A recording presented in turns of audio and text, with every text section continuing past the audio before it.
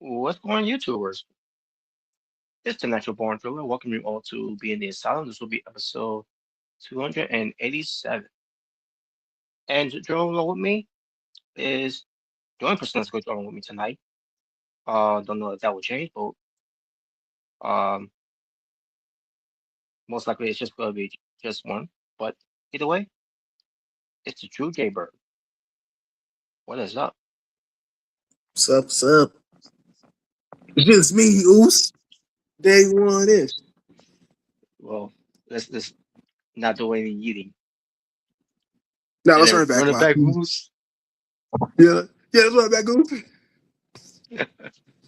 But Get ready for that. we got the Struggle Gamer in the group in the live chat here. What's up, Struggle Gamer? What's up? What's up? So But yes, yeah, so what we gonna talk about? Yep. Yeah, we got something to talk about, obviously. I think the first thing we should talk about first is it's finally time because finally Demolition is going into the WWE Hall of Fame. Here comes the axe. Here comes the smasher. That's right. Yep, finally. Finally gonna be in the Hall of Fame, man. That's great. That is so great. And they're also gonna be added to 2K26. So that's cool too. That's right. So Because yeah, so yeah, because they they definitely deserve it.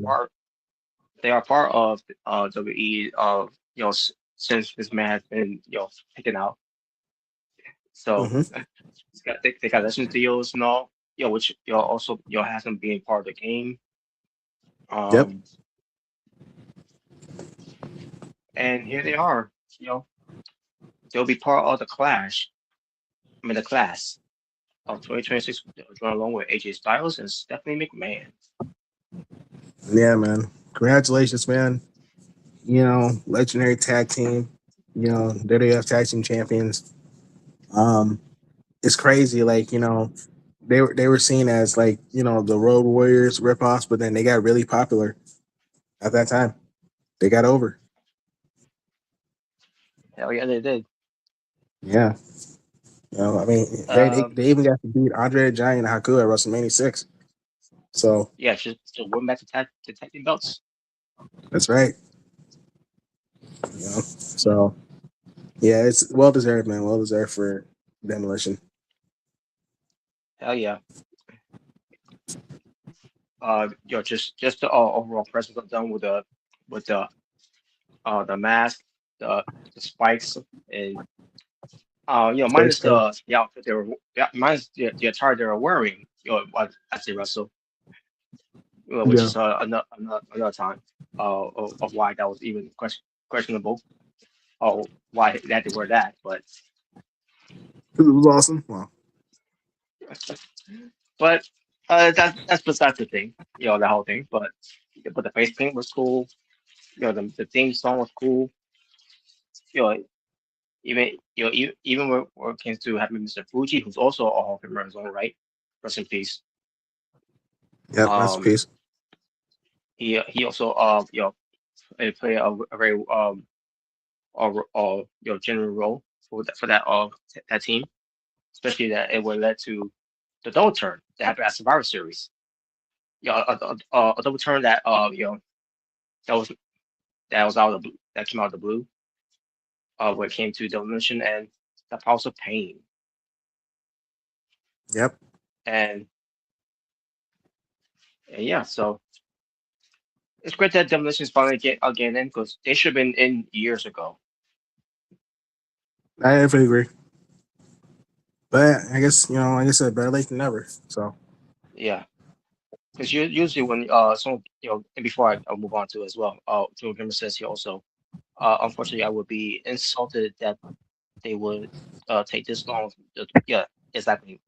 That's exactly why I get to want to get to that point there because get over it. Well, um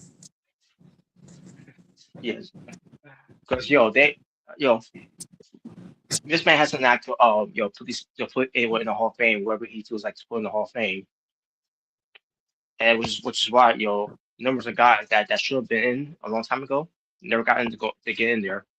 I mean, you know, they get off the bat of numbers of people that this man didn't put back in it. That he didn't put in the Hall of Fame. Because of whatever grudge he's got against them and pettiness and all. Some crap with them. With King Kong Bundy, Vader, Randy Savage, and who among hmm others. I'm also including China in that category as well when it comes to it. But when it comes to Demolition, yeah, we're hoping eventually they'll will get in. But this man was still around. It was highly in likely or an unlikelihood that it will be in. But with him being out of power fully, because of his own doing, um, hmm it's great that they're finally getting it. I was expecting them maybe to get it last year, but they get the natural disaster. Another old school tag team, by the way. hmm Which But also, but I it's think good they're to also see. gonna be part of the DLC too. Natural disasters. They're being That's part of right. the game. Yeah, that's right. hmm And if I don't know if his other characters in there, but if they want to put in Shockmaster, then they could do that as well. That'd be hilarious. Joe gave us something about get your John Cena t-shirt. It's always good to uh Wow. t-shirts here. It's always good to give up. I pooped today. Well, you Congratulations. know. Uh, again, Michelle McCool. Oh, I guess Michelle McCool. Or unless he's just a name there. I don't know. A troll name, I should say. That I don't know of because Michelle McCool. But Michelle McCool and the Bellas going into the Hall of Fame became certain legends that literally were in their 20s, something, years before they were. Hmm. I think it's great. When it comes to the Bellas and Michelle McCool, um, yeah, I don't think they, are any type of trailblazers when it comes to why they should be in the Hall of Fame. Not saying they cannot be in the Hall of Fame, but if you ask me about the Bellas, like I could have walked the Bellas in the Hall of Fame. If anything, Michelle McCool and Lele Cool would be a good candidate to Flawless. be in the Hall of Fame. Because that Yep. that was more entertaining than than Oh we're yeah. we're doing with Michelle McCool with a single push, which is nothing wrong with that. When it was having her as a babyface at first, um, because she wanted I think it's to come great. off like a fine champion and everything at the time because she did want to deal with title at that time.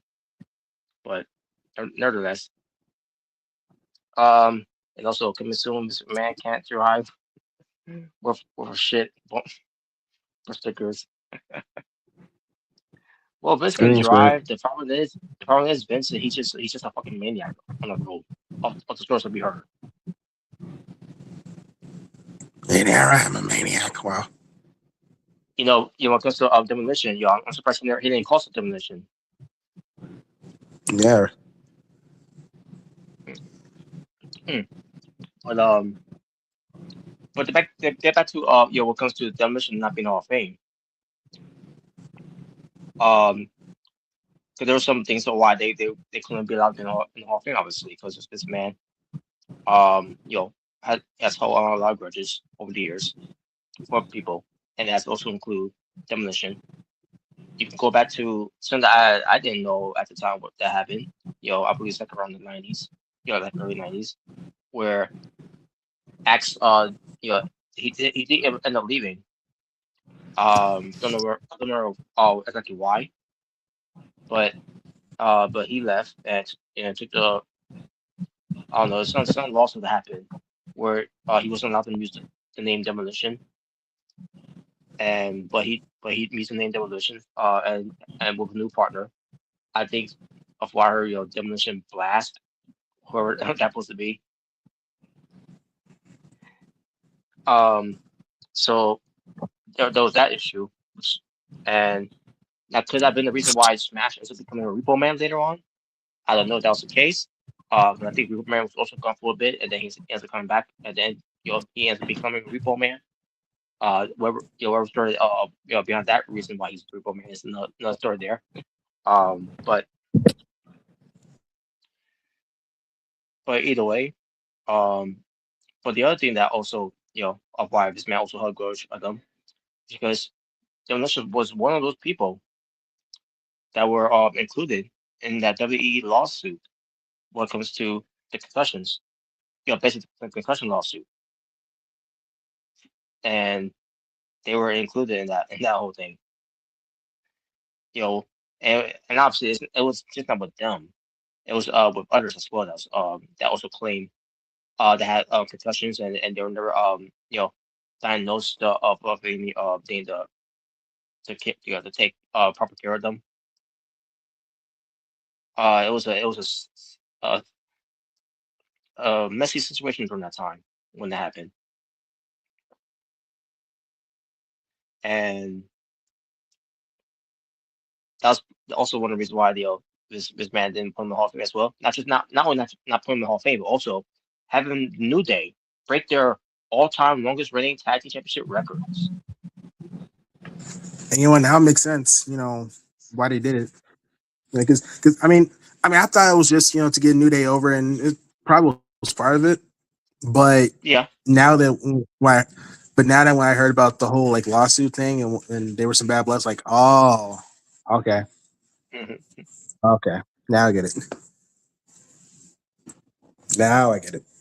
Now I know why you did that. It's basically the same thing they did, like with like when AJ Lee left, and then they had like Nikki Bella, beat her record and as Diva Hmm. champion. You know, they were Yeah. basically just being petty. Yeah, they're just Exactly. being petty. Yeah. Not just So, for her leaving, but also who she's married to. yeah, and also I think even though it's Universal Championship, but Brock basically broke his record. You know,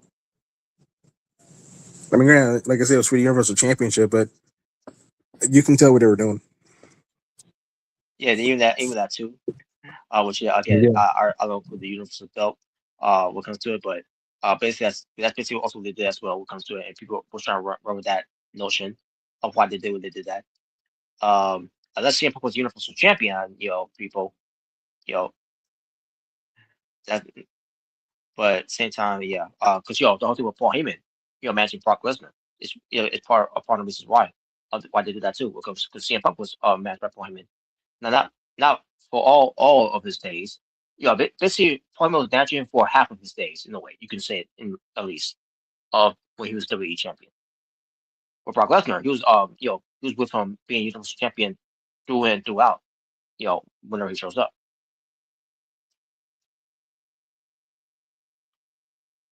But either way, either way, great that they getting the Hall of Fame induction.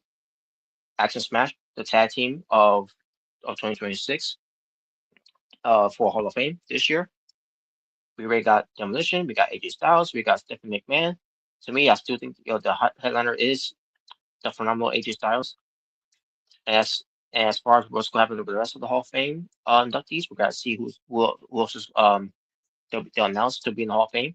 All we had to do is to see who Undertaker chooses next. That's Undertaker's new role right now. I mean, he's wearing different top hats in WWE right now, you know. But this is one of these new hats he's wearing, where he's going to be out there, you know, to see who's going to be in the Hall of Fame.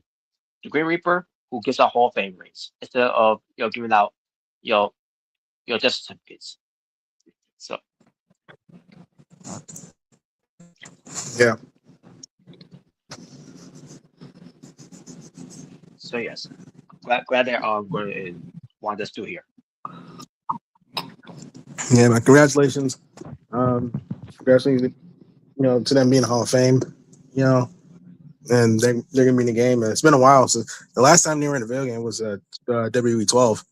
So it's about Yeah, time they came back. yeah, So so yeah. yeah. So it's good to see. Yeah, it's good to see. Them getting the respect that they deserve.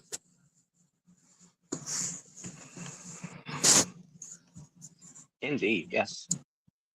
So, Mm-hmm. um, next we're going to talk about before we get to one thing we're going to talk about, because of NXT, Vengeance Day. Mm-hmm.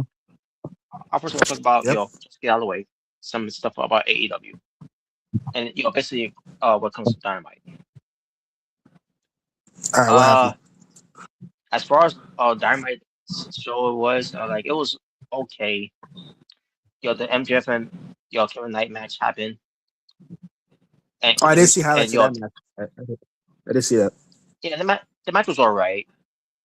Um, so basically, Kevin Knight, the reason he got the shot, which oh wait, it was for the AEW World Championship title match, because Kevin Knight has beaten guys like the Beast Mortals and Mansoor to get this shot.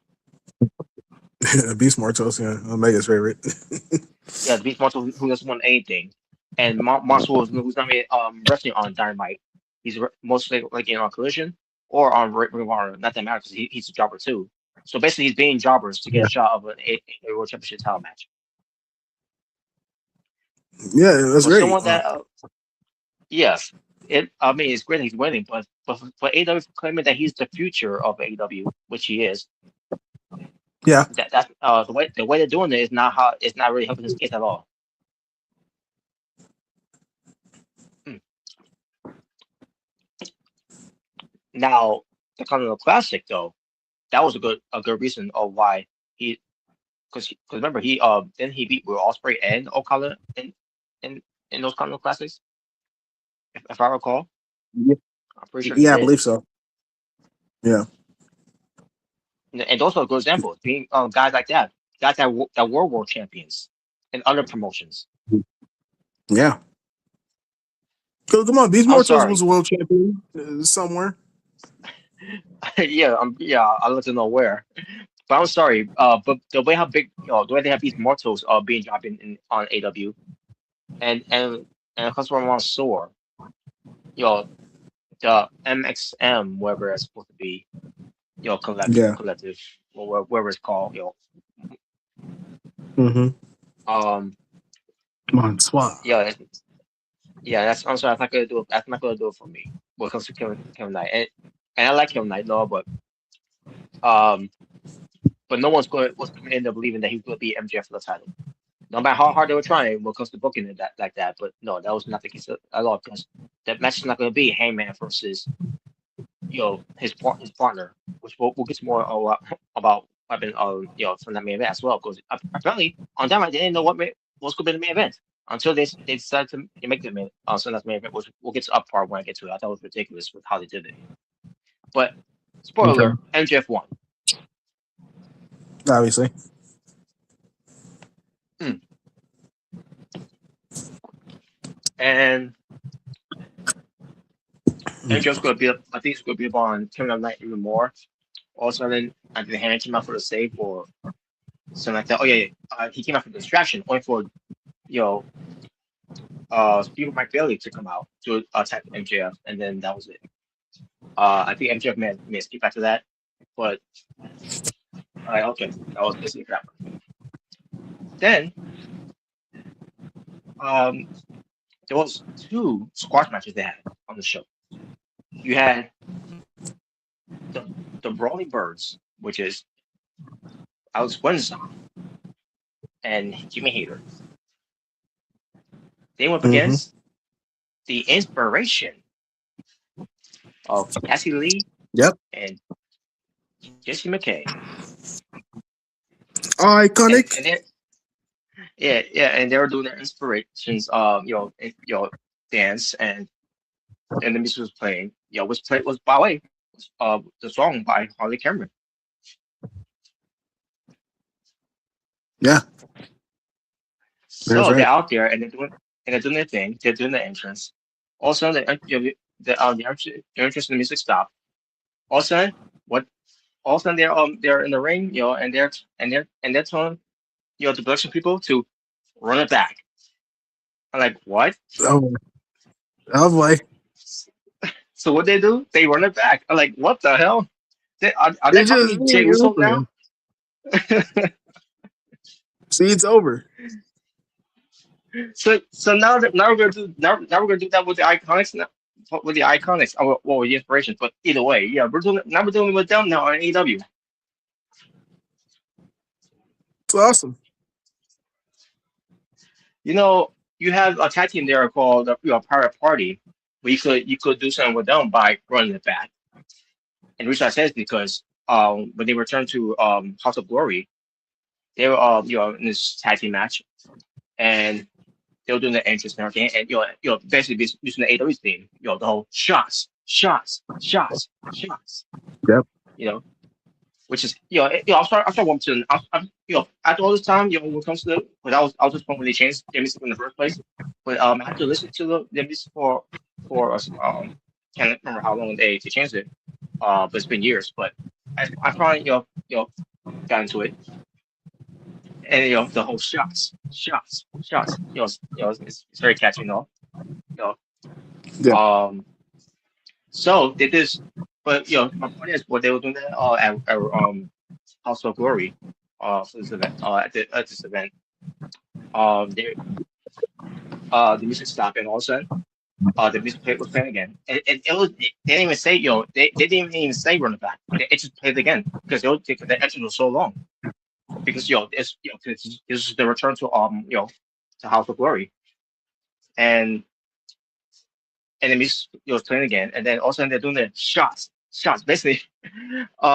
If you want to do the whole running back thing in AW, which I don't agree with doing running back the way because WWE has you know when you do when WWE sees that works, they're always running down shove it down our throats and over it too much where you get sick of it. No, we didn't. You guys are just fickle. Wow. Yeah. Everybody was right. Wow. So well, me, I would not be in anywhere near that arena where you got a cesspool of people eating. Bro, imagine freaking like, imagine like you're in the crowd, right? And then like Jay Uso doesn't run it back, and then you see everybody eating, but you see one person just like with their arms like crossed, and it's freaking Robert like nope, not doing it. Or when they while I'm in the crowd there and they start eating, I'm like, oh no, I can't get out. I can't. I'm sucking into the, the, the force of yeet, Yep, the yep. vortex of yeet. Oh no, I can't get out. Oh no, I can't stop. No, what is this? Oh man. But anyways, but the point is, I mean, I didn't mind about the inspiration either because I love the song and that the inspiration on Scott because again, Harley Cameron is the one singing for them. I'm not so much Yeah, singing live for them, it's but I'm not saying, funny. I'm just, Yeah, yes, and it's not coming. So yeah, I was doing it, and then all of a sudden, the boy birds get in the ring and start, they didn't want to. They're like, fuck this, we're getting in there, we're going to stop you, and basically beat them and they beat them up. Match starts, and then all of a sudden, it was over. The inspirations got squashed. They got no offense whatsoever because they got attacked. While they were running it back, and they may have cut a promo too, but I can't remember what the promo was. But they also cut a promo, but it was a backstage promo that they pre-recorded. But yeah, but the Burn Birds beat them. They did the whole two birds and one stone, and they stacked them together, and they beat them. And like wow. So yeah, so much for the inspiration making their dynamite debut in AEW. You know.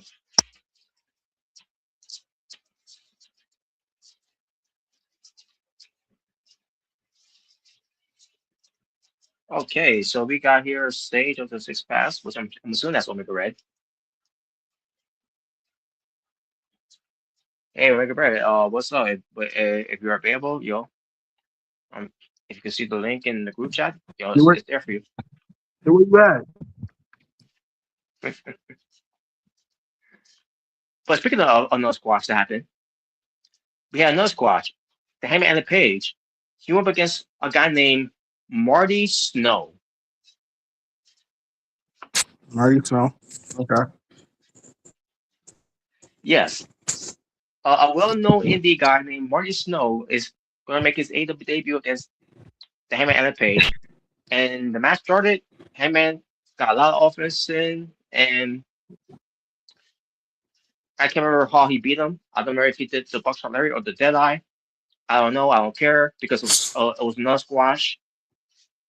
It was not even a minute. It was like it was like seconds. Oh dang! So they pulled a freaking Dan Bryan or Kofi Kingston. Yeah. Omega says sorry I couldn't make it. I was hanging out with with a buddy. I guess. All right. And he's got to work. He's got to work tomorrow, unfortunately. All right, no problem. Yeah, his reaction was my reaction too. Marty Snow. Yes, Marty Snow. Yeah, and it's My funny my because like there actually was a tag team. There was the New Rockers with the freaking Marty Jannetty and Al Snow. So that's funny. Marty Snow. Oh It God. was Did they do the fusion dance and we got Marty Snow? I guess. Uh,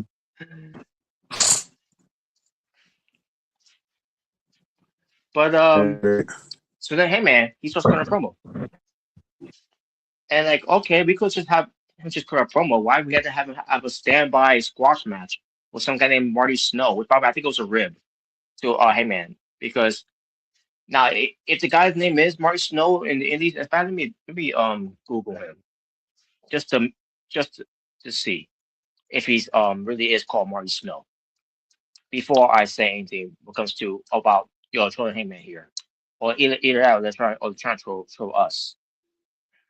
Uh, not Marty Snow. Okay, It's- so if he's not Marty Snow, then who is he then? Well, apparently his name is Marty Snow, but I don't know why his Instagram, if this Instagram handler, let me just double check here. Yeah, not Marty Snow is his handler when it comes to um Instagram, but same time, that's what he's called by. He is called Marty Snow. Where they find this guy, I don't know where they found him. And after I really don't give a shit. He was there just to get squashed. So basically, Heyman and Page calls him out. So yeah, never mind. What I was gonna say before, scratch that. When it comes to Heyman being trolled. When it comes to his opponent. So Heyman, he basically calls out MJF, and MJF comes out. And to be honest with you, I really don't know what was said. I think it was around this point I was getting a little annoyed of the show. That's just because we had two squash matches that happened. But all of a sudden, MJF set up a trap for the Hangman and Page. So what was the trap? You had Kyle Fletcher, Mark Davis, and Kazuchika Okada. They all attacked the Hangman, and then that's where he had Justy coming out. And what was left of Kevin Knight because he was all banged up. To help out Hangman because remember they're trios champions.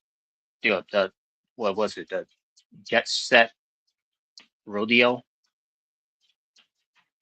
which that's the trio's name by the way. The Jet Set Rodeo. We got from the Death Triangles. Um, what's in another a circle. trio's name? And Well, no, that's um, fraction. but then again, well, in the way there are factions. But we went from the Yeah, Death Triangle to the Elite. What comes to the Young Bucks and Kenny Omega, because those are the three original Elite. hurt syndicate. Uh, the Hurt Syndicate. Obviously is one of three members of them. You know, Mm-hmm. and I want to hear people saying, "Oh, it's just two members because every piece of matchup." Well, he wrestled for them too. Yeah, he wrestled sometimes. But yeah, the point is we go for those those names of trios to Jet Set Rodeo. That's actually for those who don't know. That's actually a reference to like there's a game called Jet Set Radio. If you remember that game, so I can tell what they were doing. Jet Set Rodeo, Jet Set Radio. It's like okay, because when I first heard it, it's like did they say Jet Set? I was like, did they say Jet Set Radio? I was like, oh, they said Jet Set Rodeo. Oh, I see what you did there. you know, so I'll be honest but with you. Well, I'll be honest with you. I never really heard this. So basically, name out the real game. Great. yeah, Almost I name out the mean, real game because yeah. I mean, I've never played it, but it looks fun. The Jet Set Radio game. You gotta look it up. It has really good music too. It's from Sega, so Dreamcast. Yeah, I see it. I see it there. Dreamcast. Oh yeah, shit. yeah, yeah. It's this like early 2000s. Like I think it actually came out in 2000. First game. So Wow. All right. yeah, Um. but basically, what happened was Don Callis comes out because he has something important to say. Well, Oh the doors are Lord, dentist, we're good, you know. exactly. But I wish Kenny Omega was there to chase him like he used to. but basically, he said that Tony Khan has given them, yo, a challenge to the trio champions, anytime, anywhere, any place to defend those titles, right? Because Jet set radio, Jet set rodeo was going to be fighting champions as trio champions, right? So they decided to do it right on that show. So they decided to make it as a main event, and all of a sudden we hear Tony Schiavone on commentary saying, "Oh, I got word from Tony Khan that we're going to get this match in the main event for AW Dynamite. The trios championship will be on the line." So they had no plans what to have a main event on the show, which we all assuming thought it was going to be Thunder Rosa versus Tekla because they were in El Paso. Now even though Thunder Rosa is not from El Paso, but at the same time, who's known to be in El Paso, Texas, Eddie Guerrero. So, Yep, um, that's right.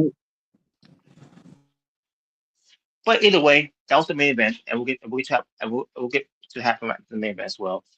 In fact, yeah, I'll just talk about the main event because I didn't care about the main event that much either.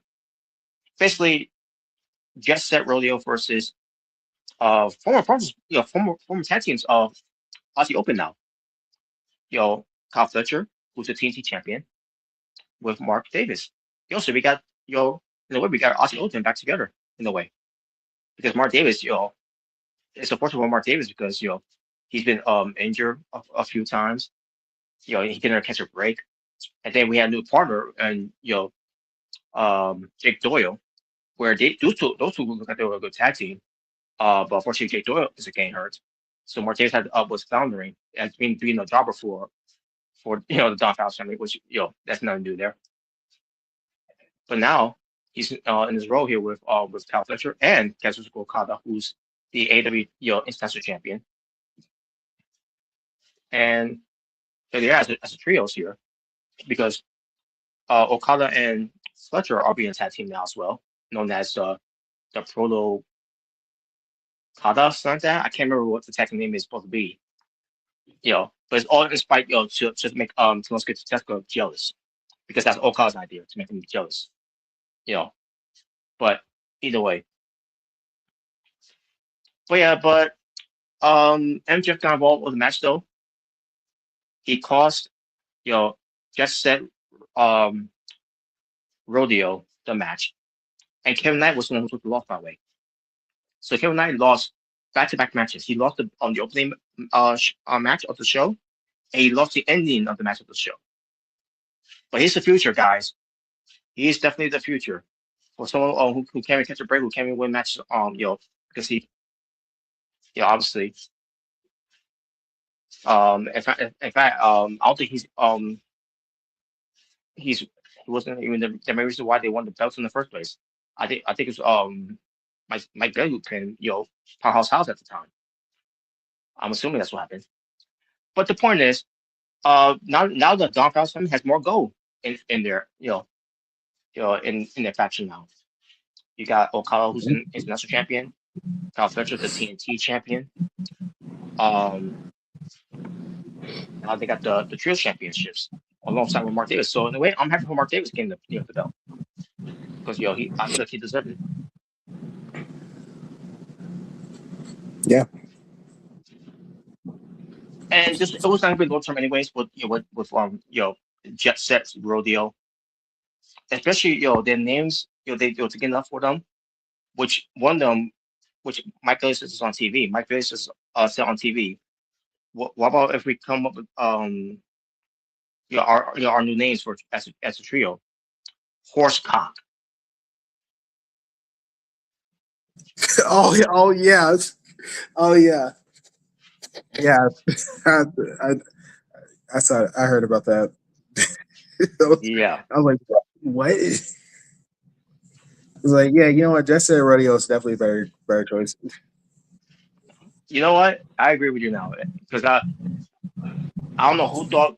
And by the way, it was not Michael's idea to come up with that name. I don't know whose idea it was. Beyonce that came up with that name for Michael to say that, but Michael, I'm sorry, Michael ain't going to come up with a stupid name like that for a trio's Yeah. name. Yes. It's like, come on, bro. Yeah. Could you, bro? Could you imagine if they actually trademarked that name, the freaking horsecock, Oh and my then god. oh lord, and they would make T-shirts about that? Like, oh lord. I mean, come Well, on, it'd be like, it's a horse. It's a chicken on top of the horse. Get it? will be like It's just remember, that. yeah, it's just like the Vince loves, chicken, shirt from DX. Remember? Yeah, I was just gonna say that too. Yeah, I mean, at least DX to kind of fit their character, like their gimmick. Like that's Yeah, they would say that be, they would do that. because if you're seeing how DS was in in the after ever, yeah, would know why they didn't come up with Yeah, something like that, but more PG way they well, did yeah, it. obviously more You PG, know, but still. but Horse cock. yeah, um, so yeah, and that was the main event of that show. But wait, there was more on the show here because before I get to what happened with with the tag team, the rest of the tag team scene, um, when just be were the trio champions because obviously not no more. Normally, when I see those two together with those trio championship belts, they look more, because obviously Hangman was doing his own thing, even though he's supposed to be with teams, doing something with them, as a trio. But when I was looking at them as the trio champions, I like the trios belts look more like a tag team championship belt more than anything, and which is sad because we have your tag team champions, and that's FTR. But with FTR, with their stocks, stock falling down, not their fault, but most likely Scott's more that's always the fault. But Well, um, yeah, but yeah, but those are all your actual tag teams, champions in AEW. And when it's just people, those three belts, yeah, obviously why Heyman with them. I would believe they were the tag team champions in the AEW, more anything because those will look more like the tag team titles than anything. yeah. I mean, they're doing a lot more with the trios championships. You know, there's definitely a big focus. You know, with them. I mean, Hmm. hell, there's times where I kind of forget the FTR is the champions, Yep, and that's bad. it is bad because the main goal was FTR versus you know um ENC, Yeah, or CNC, what comes to well, Kobe yeah, Christian, or for Kobe Christian yeah, it'll be Cage and Colt. um uh, yeah, Cage and Colt. Yeah. But speaking of FTR, so we all know FTR attacked the families of the Young Bucks. What comes to talking to the dad. I think they may have said Hmm. something bad about the mom, and then they attacked their brother. Yeah, I saw that. Um, and we talked about this before, where um Matt Jackson was so mad, ton of promo about it. You know, so we finally had a which I thought was funny about it. Matt Jackson acting mad, like he's pissed off. That was the most funniest thing I ever saw in my entire life.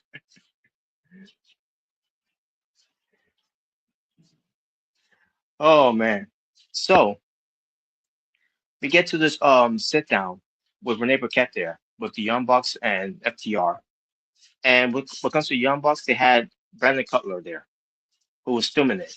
So I'm assuming, okay, so they're filming for BTE, which no one watches anymore. So also you got Stokely, whichever you want to say, he's still in the wheelchair. Why he's still in the wheelchair, I don't know. Your guess is as good as mine. But He's paralyzed. yeah, sure he is. But basically, no physicalities. When it comes to because they sign a no physicality. The stupid no sign of no physicality thing. We all they and they gotta keep saying it to remind us. Now you guys agree, no physicality, or you sign it, all that, blah blah blah. I'm like, who gives a fuck? Wait, Just what? get to the fucking point. The whole thing of, you guys agree, once we do this face to face thing, no physicality. Like, who gives a fuck? Just get to the point of of why we're there. Oh, So, but there was a point why they mentioned that, by the way. So Matt Jackson, again, he was doing more of his serious acting, because what happened with his family, especially what happened to his brother. And he said something else that was funny. So he told FTR, because what happened to his brother, that the reason why you know you're basically saying, if it wasn't for this no physicality that we signed, you know you know that he was gonna reach over this the table and start beating the crap out of them. And like, yes, Matt Jackson, Mister, tough guy here. Will it take, will it being up, FTR, if they didn't sign that no physicality, that otherwise you'll have to pay a fine, whatever, and blah blah blah. And then he tells them, Matt Jackson saying this.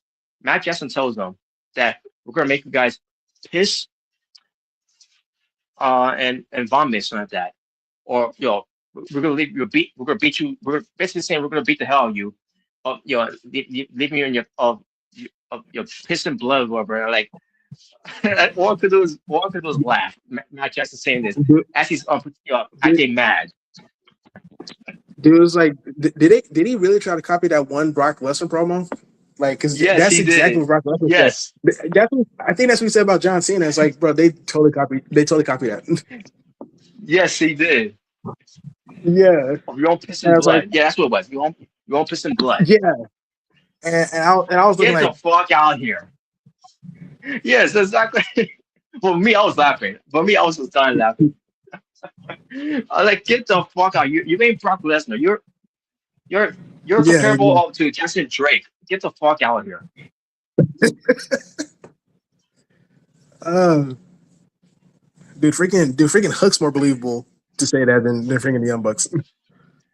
And hell, not even Dan Garcia. It's not even that threatening. Or Rhea Yeah, is useless. you think I'm stupid? Oh my god, man! I was dying laughing um, when he said that, because it's not believable with him saying that. Look at him. So they finally ended the whole thing, the face to face, and then Dax Harwood said this: we may not sign. We guys, basically saying that we may have signed the physicality clause, because you and you guys and us, but he didn't sign one. Basically talking about Brandon Cutler, and what happened? He nailed Brandon Cutler, and then that was it. No, you're right. Okay, man. So that was it. Um, yeah, I didn't like the second, by the way. Not because FTR, but because Matt Jackson.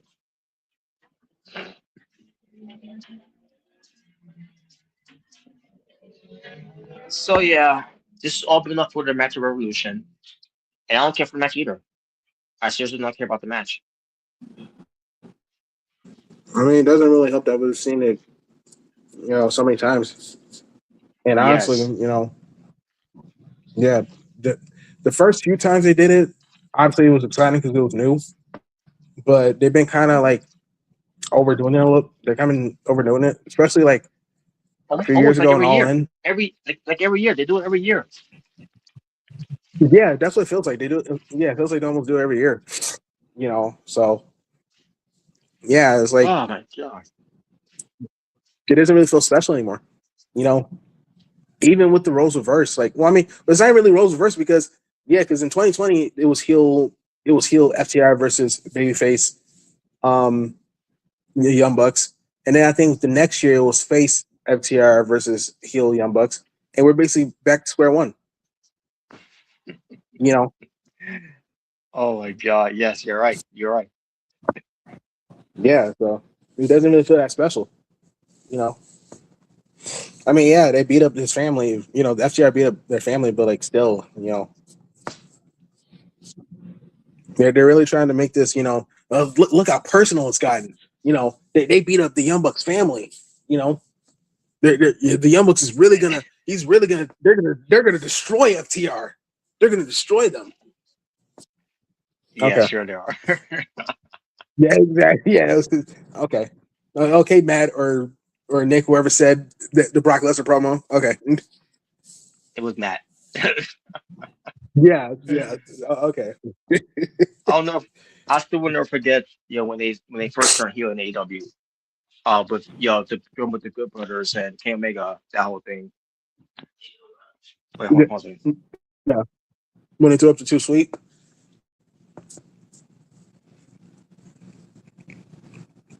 Yeah, I remember that.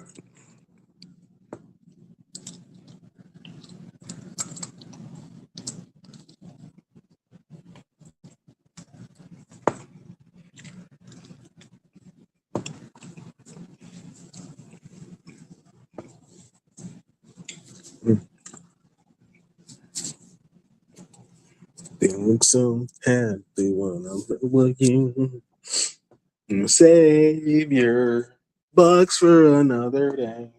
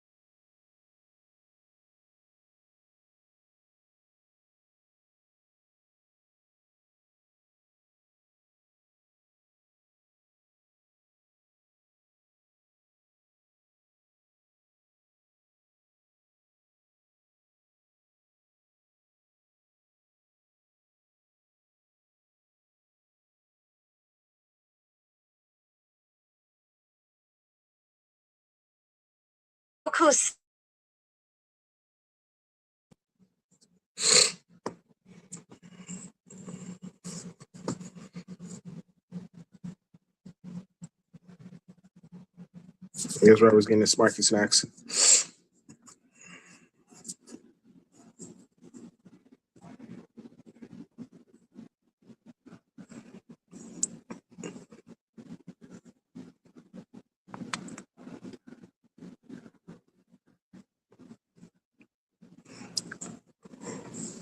Mm.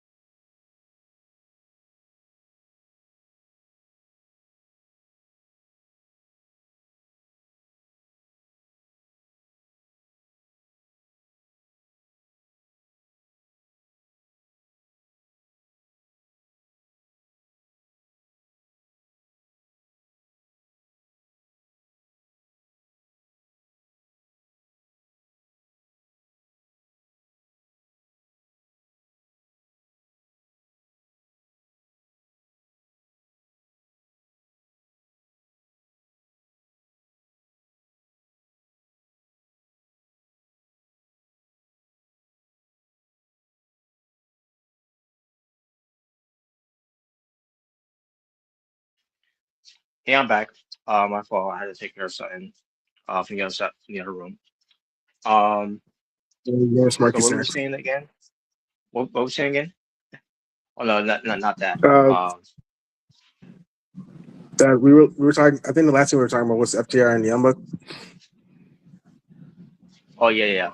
Um, Yeah, yeah. The point is, I don't care to see the match that much. I mean, I'll still watch the match, but I'm going to be like half patient to the match. I just don't care about the Young Bucks anymore. You know, eh, it's just yeah, you do. Come on, you were happy. You cried tears of joy when he went back into baby faces. You loved it. yeah, sure. The real Young Bucks are back. Yay! But yeah, the feeling's back now. Get the feeling. He's back.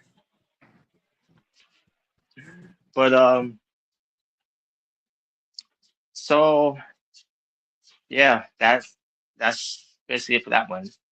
And then Tekla defeated Thunder Rosa to retain her title, and now that they're teasing Christiana once again get granted the title against Tekla, which I'm assuming is going to they're going to do for a Revolution. So and there's that too. But yeah, other than that, AEW has it's been up to their Revolution show. Oh yeah, I forgot to mention Swerve attacked Brody King, where Prince Nana was basically a distraction. Pretending that he's gonna be coming out from the entranceway, but then Brody King was attacked by Swerve from the back.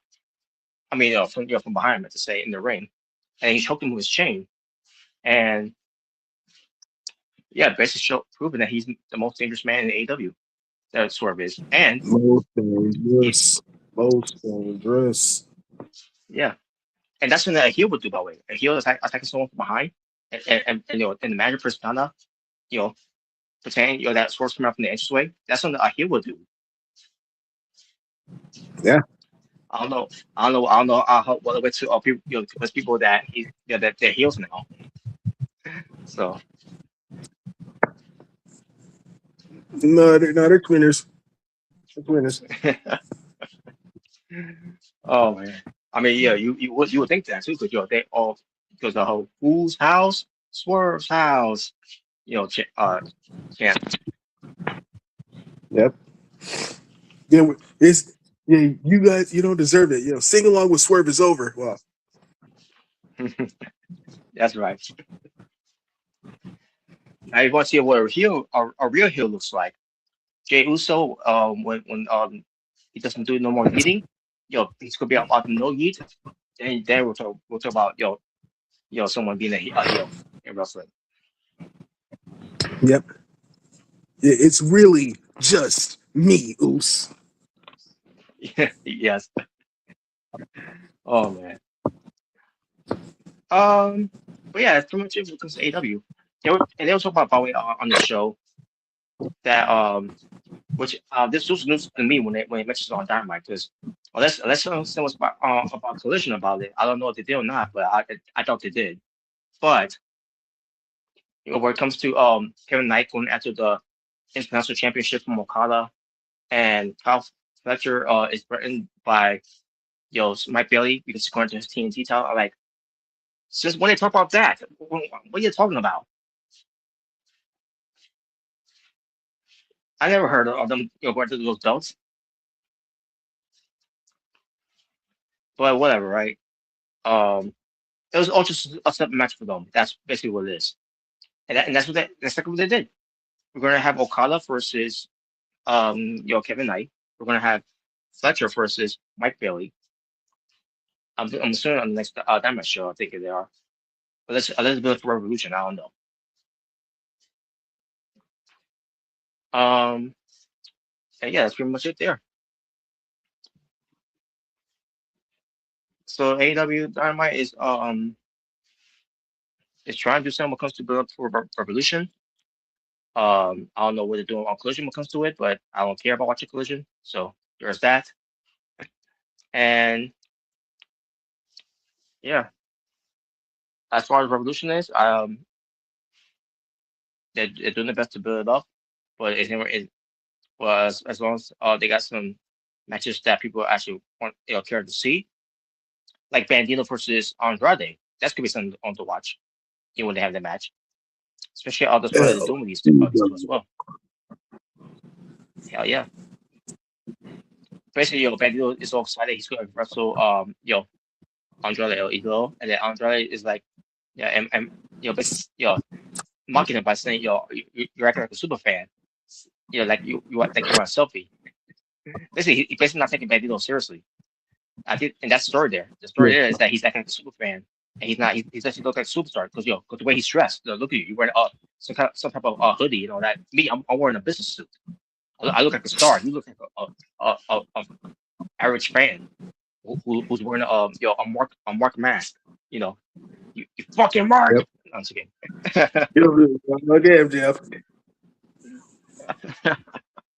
Well, that's more because wearing a mask. It's more sock face. He's a fucking Mark. No boy. You gotta get the people what they But want. anyway, all right. So now we can move on to NXT Vengeance Day of 2026. It took place on March 7th, 2026, in Orlando, Florida, in the WWE PC, the Performance Center, in front of those fake old dipshit crowds. I don't know why it had to be at there. I don't know why it could be anywhere else, but this is what they chose to be at. Okay.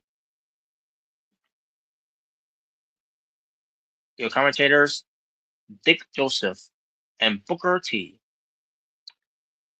and your ring announcer, Mike Rome. I'm not going to mention about Dick Joseph anymore when it comes to his commentary because what is there for me to say about his commentary? It's not good. So that's almost it from there. But the opening match, Blake Monroe versus Yep. Jada Parker in a street fight. Miss Parker. And Miss Parker. Yes. So 12 minutes and 12 minutes and 59 seconds, I should say, of the Magic Street fight. We had candlesticks, trash cans, because, well, you know what that means. Mm-hmm. Um, even a table was brought into it, steel chairs. They made oh yeah, and also, which I thought at first, it was a rope, but then once we got to a clear, a clear view of it, it was actually pearls, a Yep. necklace in a way.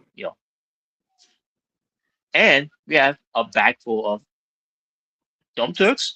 No, you fucking Mark, get the fuck out here. It's not in the garbage mug show that you all go to. This is GCW. Fuck out here. Fucking Mark. Wow. No, because it was diamonds. Because Yep. diamonds are It was forever. Diamond. Yep. And so And was the Ric match was Flair. good. I thought it was a very good match. Yeah, this is a really good opening match.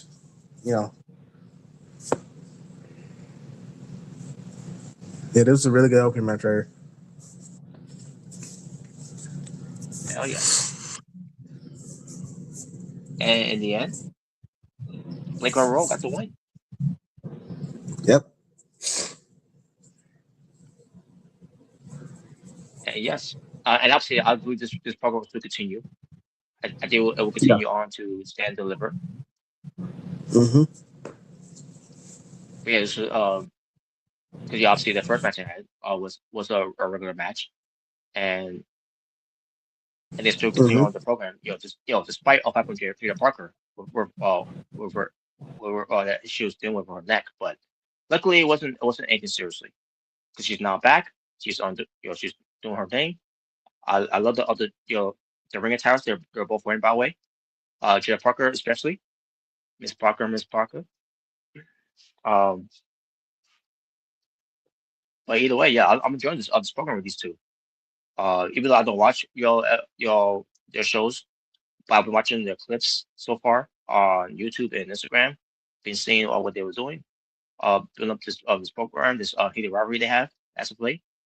This is the one thing that I was more into, and they deliver, and I thought they did a good job there. Then we get to Tony D'Angelo versus Dion Lennox of Dark Shit. Dark State. Dark State. Well, let's talk about what Oh, happened here because oh. first off, match didn't really start yet because all of a sudden we see Dark Shit out in the back, like outside of the PC, which is the most dangerous place to be at, the parking lot. Yep.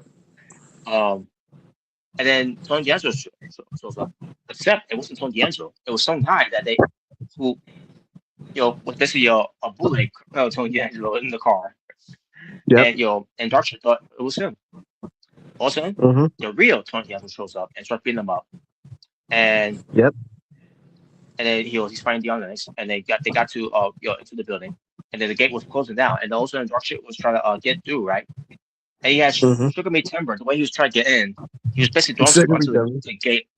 He was short. Yes, he was throwing stuff right to the gate like a fucking idiot.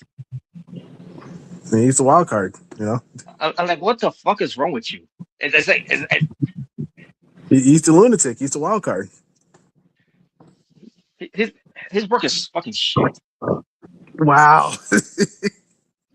He how the fuck did they bring this guy in? If you're gonna create this character, this gimmick, I mean, this faction, what comes to Dark State, what comes to some guys to be intimidating, you know, the last person I would think of to put in is Sugar Me Timber. Sugar Timbers. This guy is fucking terrible.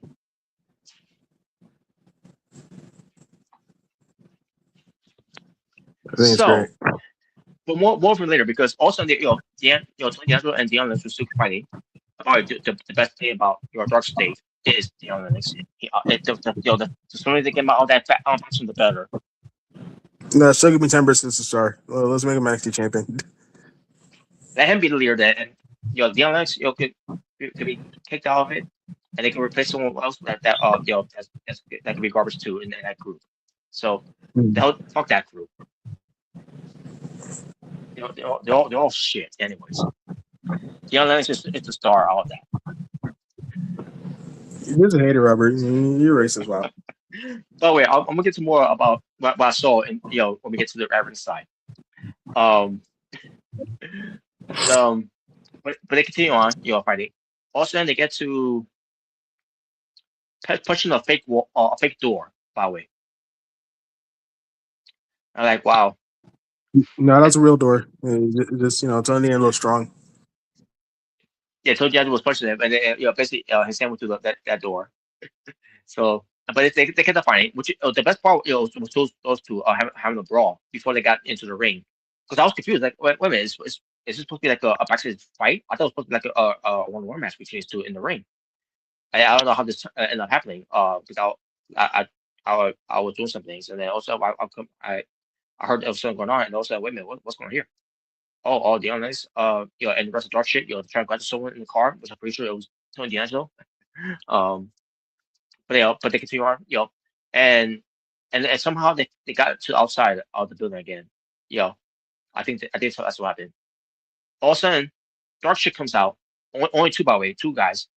I don't know what happened to the other guy. The other guy who's horrible. Then those two trash. But but basically dark shit. The two shit ones. They found Tony D'Angelo and just dropping him up. The problem is again, Sugar Me Timber. He went after Tony D'Angelo, but the way he did it, basically he threw himself, oh, overshot himself some way somehow onto hitting the gate, whatever, the garage gate, whatever. And I'm like, oh my god, this guy's awful. He's of all people that want, they're thinking about letting go. They're gonna keep this guy around. for whatever fucking reason, thinking this guy's gonna it's gonna be anything in WWE. He's not. His looks is terrible. His work is terrible. Everything about this guy, the way he carries himself is terrible. He's fucking garbage. And then McMahon's worse. Speaking of garbage, all of a sudden, 2.5 trash shows up. Yeah, OTM came up. Yep. Tell about D'Angelo. I'm like, what the fuck is this? Like, wait a minute.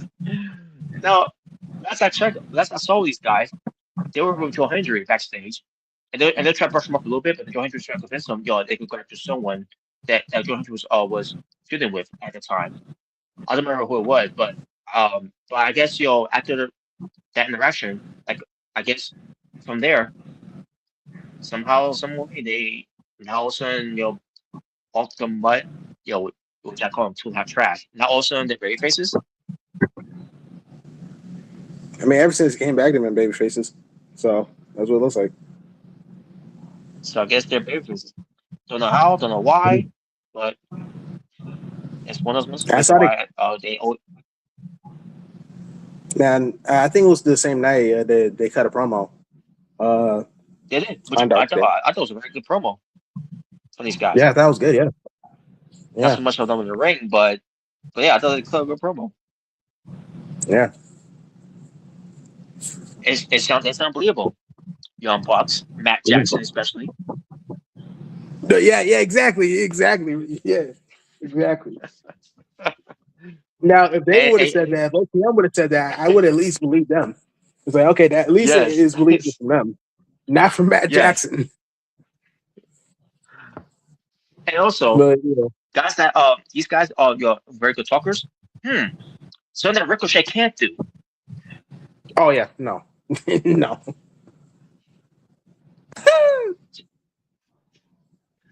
But yeah, not bad with them. Talk, kind of good promo.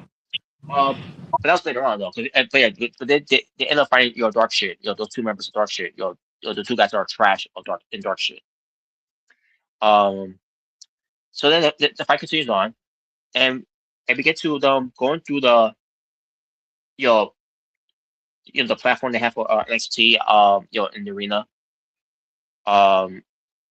So basically they did the whole thing where they ran right through it. Now it could have ended badly for Deion Lennox because they had Mike Rome get out of the way, but they couldn't even bother moving the things out of the way to make sure he doesn't get hit with it. Because it could have ended badly for him because the hammer for the ring bell was there and the ring bell was there, and it could have literally hit his head. It could have. Maybe if they would have thought about moving away, maybe it'll be less dangerous of happening there, of that spot. But yeah, so anyways, they end up doing all that, and they get in the ring, and all of a sudden they ring the bell, and the match starts. And the match lasted 7 minutes and 4 seconds, because obviously all the action they did was backstage. And during the process of seeing this match, all of a sudden, because I was on the stream of Omega Red doing the watch along for the show, and Omega Red pointed out something about someone wearing a dark shit T-shirt. Dark State, in case if you're wondering. And I was like, what? That's a Dark State T-shirt? Since when? Yeah. Since they've had it for a while. I've seen it. But I think it's basically their logos, like they've had it for a while. Yeah, since like last year. It's basically last year. Yes, it's a shirt basically with their masks, Yeah, I mean they've had shirts, Well, I mean, I haven't seen. I would never know because I haven't seen anyone wear it. Well, I was about to say I haven't seen much people wear it, but well until Vengeance Day, I did see one person wearing it. Because who gives a fuck? It's dark shit. Because they're the best, they're the new Shield. Wow. And look, it's nothing wrong with the shirt and all, but I'm just baffled that there just actually a shirt for them. I mean, come on, they have cool mask logos, so it look cool. I'm sorry. Never drew a dime, these guys. He is a hater, I'll talk man. about the group. Yeah, I'll talk about the group itself. Fuck the group. They're garbage. see, Robbie, you Again. never give anything a chance. Yes, because I'm a hater. Oh my God, man. But anyways, so I thought that was funny though when I saw that. Like that's a dark shit T-shirt. My God, man. See, this is what Deion Lewis needs to get out of that group. I feel bad for him. The rest of the guys, I could care less about them.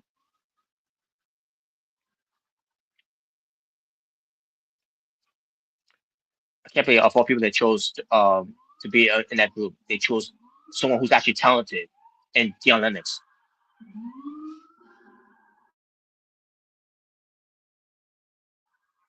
And the reason I mention is because Deion Lennox didn't move here, which I never see done before.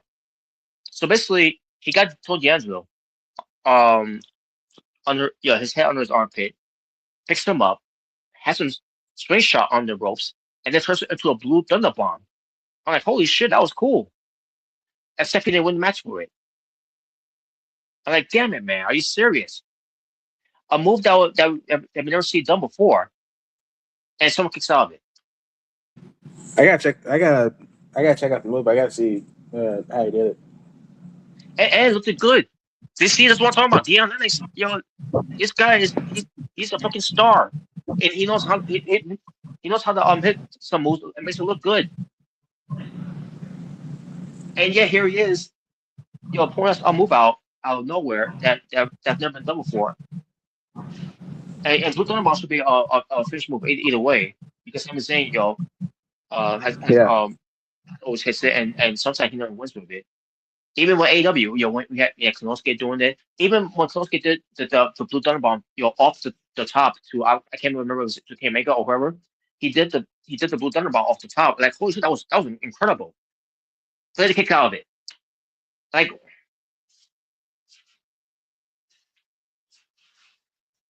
anyways, in the end, Tony D'Angelo won the match. I'm not mad that Tony D'Angelo won. Either way, it was a good match. For the time they gave him, because again, the yeah, again, the other things they did was backstage, which was a good thing. That it was good as well. The fight they did backstage was good, and then the match they had was good as well. So either way, it was a good match. Oh, so how about you? How'd you feel about the match?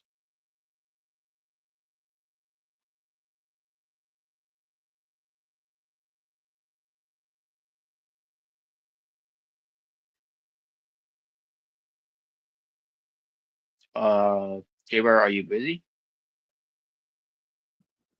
Oh, sorry. You said something? Yes. Yeah, I'll say. What you thought about the match? I thought it was good. I like what they did, like the opening, like in the parking lot, and then going up to the ring. I liked it. I like how he did it. And I thought obviously it was Tony good. Angelo got the win, which I predicted. Because he said he wants to take out all of Dark State, and yeah, it makes me wonder if this will be like um the beginning of the end of Dark State, which I know that's probably I know Robert will love that, but yeah,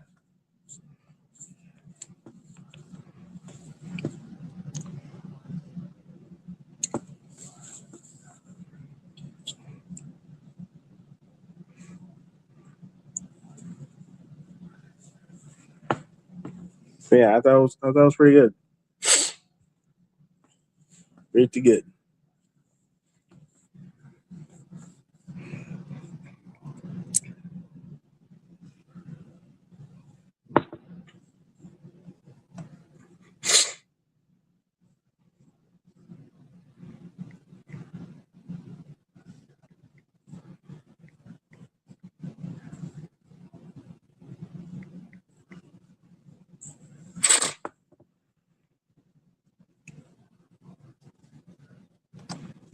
Here's Robert getting this Marcus next again.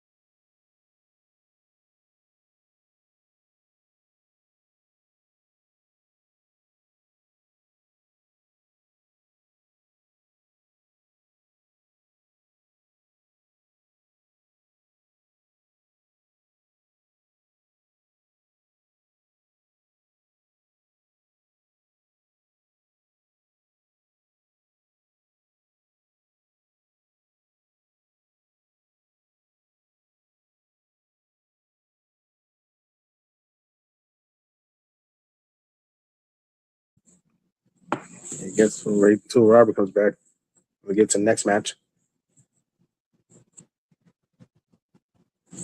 Yeah, either getting Smarky Snacks or probably another alarm is, maybe another ambulance or something.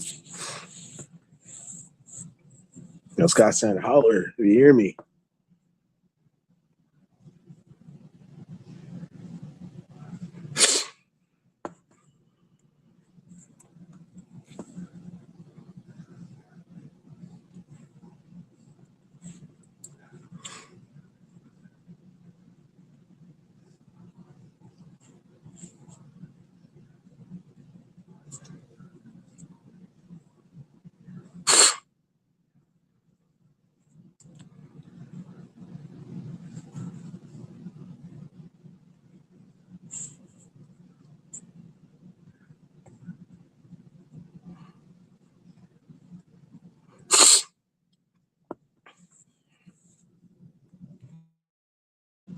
I'll be right back, guys.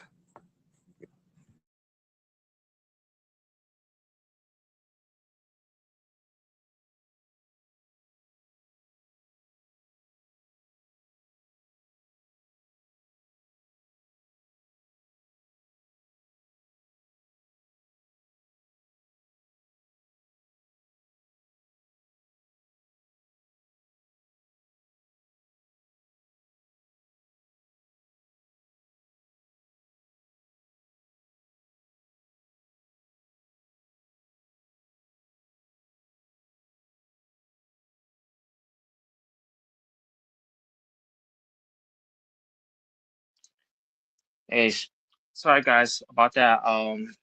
I might have had to cut this short, but we'll see what happens. Well, we'll see how this first, because uh All right. um but let's continue on until it's until let you guys know I got to cut this off early. I really want to get into why, but Okay. we'll continue on. Tam Paxley went against Izzy Dane, who was the NXT Women's North American Champion, alongside with the calling of Nico Vance and Sean Spears. The teammates for 25 Mhm. seconds. Izzy Dane and Tam Paxley in this match. They were having a damn good match here. Yeah, it was really good. Really competitive. Oh wait, hold on a second. Continue, continue about the continue, continue about the match. Yeah. Yeah, it was a really competitive match. I remember they were in the outside. Uh, they're in the outside, and I remember, I think, Sean Spears and Nico Vance were distracting her, and she almost got counted out. But obviously, she was able to get back in the ring. I think that was sort of end of the match. And what else happened? Um, trying to remember. I think I'm trying to remember.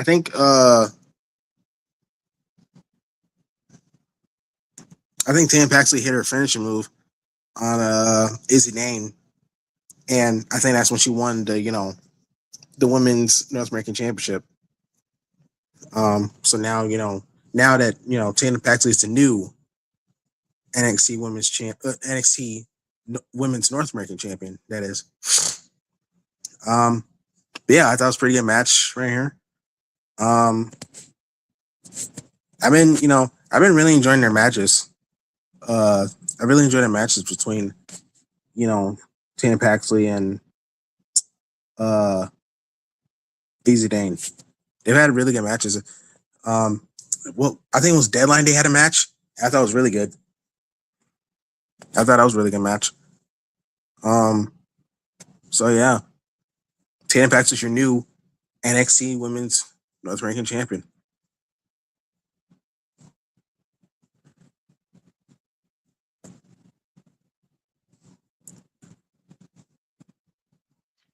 So Yeah, they have very good chemistry together. These two.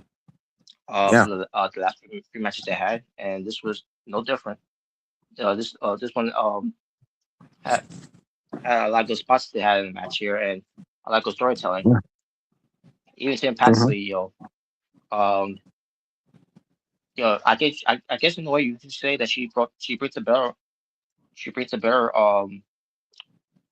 she brings out this game I'm trying to find the right words to say because um Yeah, she bring, again she she really brings out the best in the Izzy Dame. there you go. She brings out the best of her. Yeah. Yeah. It's thing has gotten better too, by the way. I'm not just saying it's all because of Tim Paxley. I see she's getting a lot better as of late. Yeah. So yeah, obviously these two once again have a very good match. I don't know if this means at the end of the program. I don't know if it's going to lead to finally coming to an end and deliver. Yeah, we'll see. Yeah, we'll see if if they have one more match that's can deliver. But but yeah, now that but now Tatum Paxley can add the women's North American championship to her resume. So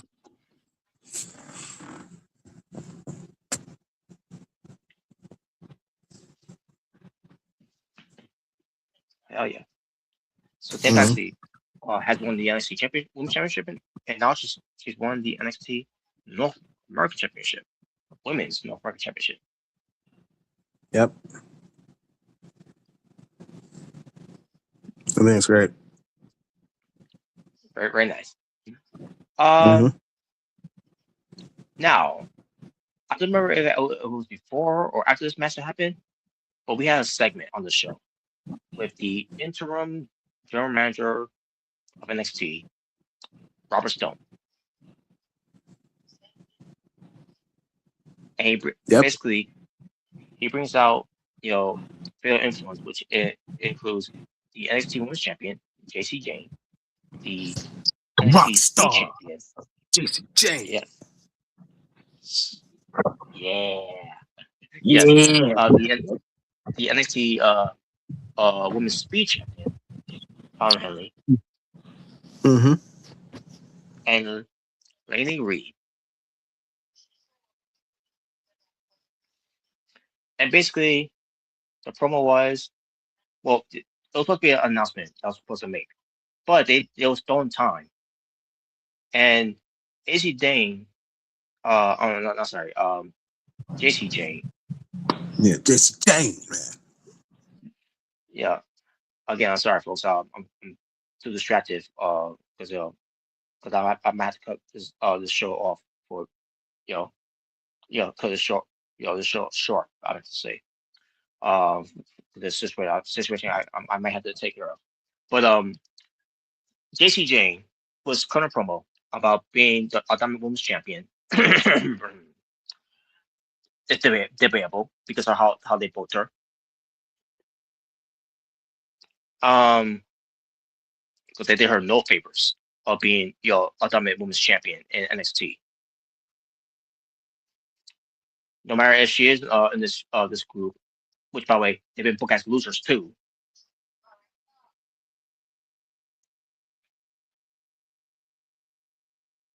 So I say that again. But I'm just saying, Jessie Jane talk about she's being the Diamond Women's Champion at NXT. Yeah, Oh, yeah. not how they book, not how they book you, honey. And then when it comes to um, Hey, where as she, long as long as I win the match, it doesn't matter. As long as I still got the championship, it doesn't matter.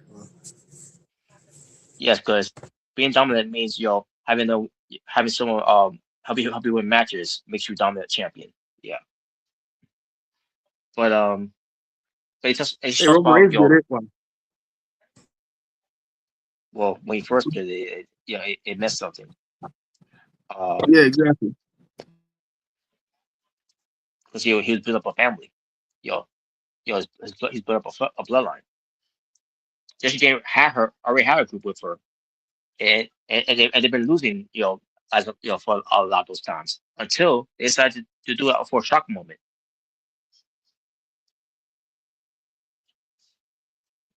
So it's a difference Mm, because of that. I think it's great.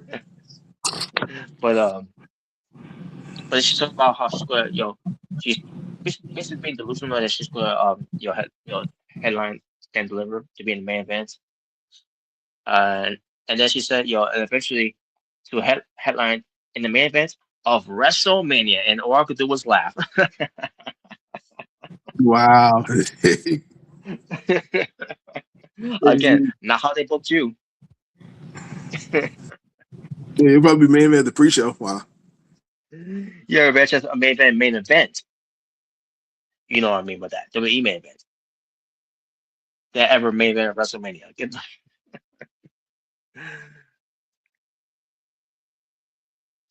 But yeah, they keep going on and on with this. Like, oh, what? I'm like, what is this? Like, I feel like I was watching a regular NXT show. I This was supposed to be a PLE.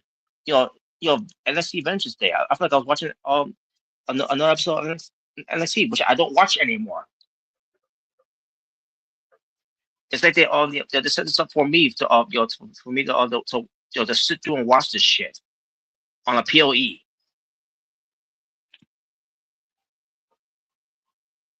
So then what happens next?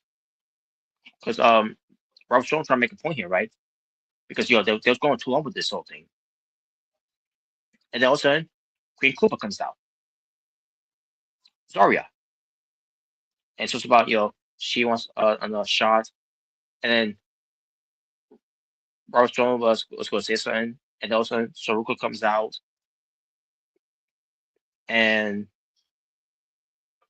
I don't remember if she said something. I really don't remember. I basically Robert Stone made an announcement. As interim GM of NXT, says that there's gonna be like a triple threat match, I guess. Oh yeah. It's gonna be a triple threat match where it's gonna be Saruka, Zarya, and JCJ defending her NXT Women's Championship in Houston. On one of the NXT shows. I can't remember what it was. It's not for Yeah. Stand and Deliver. No, it's not staying over. It's gonna be one of the NXT shows in Houston. It's gonna be a special episode basically. Yeah, and I'm like watching this segment, like, really? He could announce this, in a backstage segment, and or better, he could announce this on Twitter, and then and then you could do a backstage segment with Jesse Jane and the rest of the influence backstage complain about it, because what they did, by the way, they did complain about it, backstage. Like, there was no need for the segment then. They could just just make an announcement either on Twitter or by having Robert Stone be in his office announcing this, and then later on cut to like, oh my god, why was it even on? Because they knew you were watching, so they had a present for you. Wow.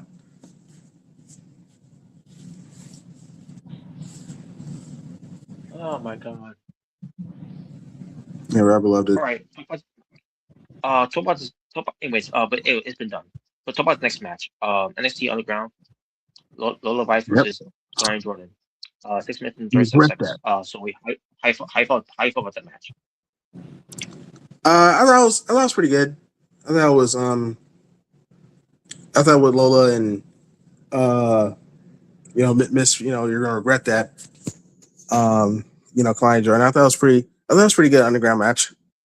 Um, my favorite spot was when I think Lola was she was trying to go for like a seat of senton onto Kalani, but she hit someone else. She hit one of the underground people around the ring, which should have been me. And I remember she started kicking the other ones that was in the way, and I think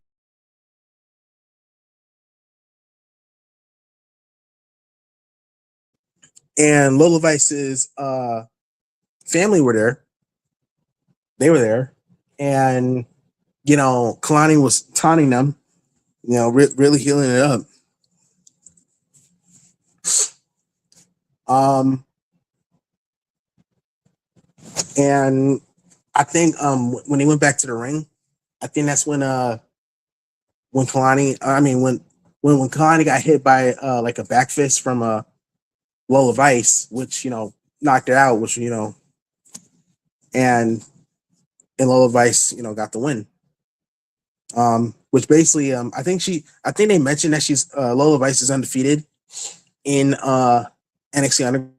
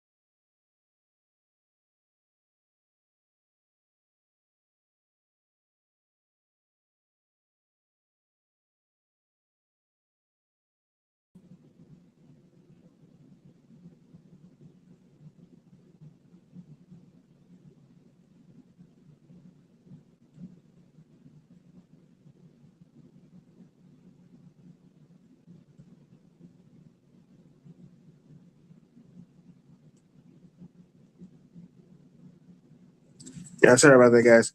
My internet went off for a little bit. Um, but as I was saying, uh, that I think they mentioned that Low Vice was undefeated in NXT Underground, matches, and yeah, I think she's still undefeated. I think now she's 4-0 in NXT Underground matches. So she's still she's still undefeated. So they're keeping that streak alive. Um, so yeah, so Lola Vice won the match. She hugged her family, and yeah, she got her championship from AAA, I think the mixed tag team championship, and yeah.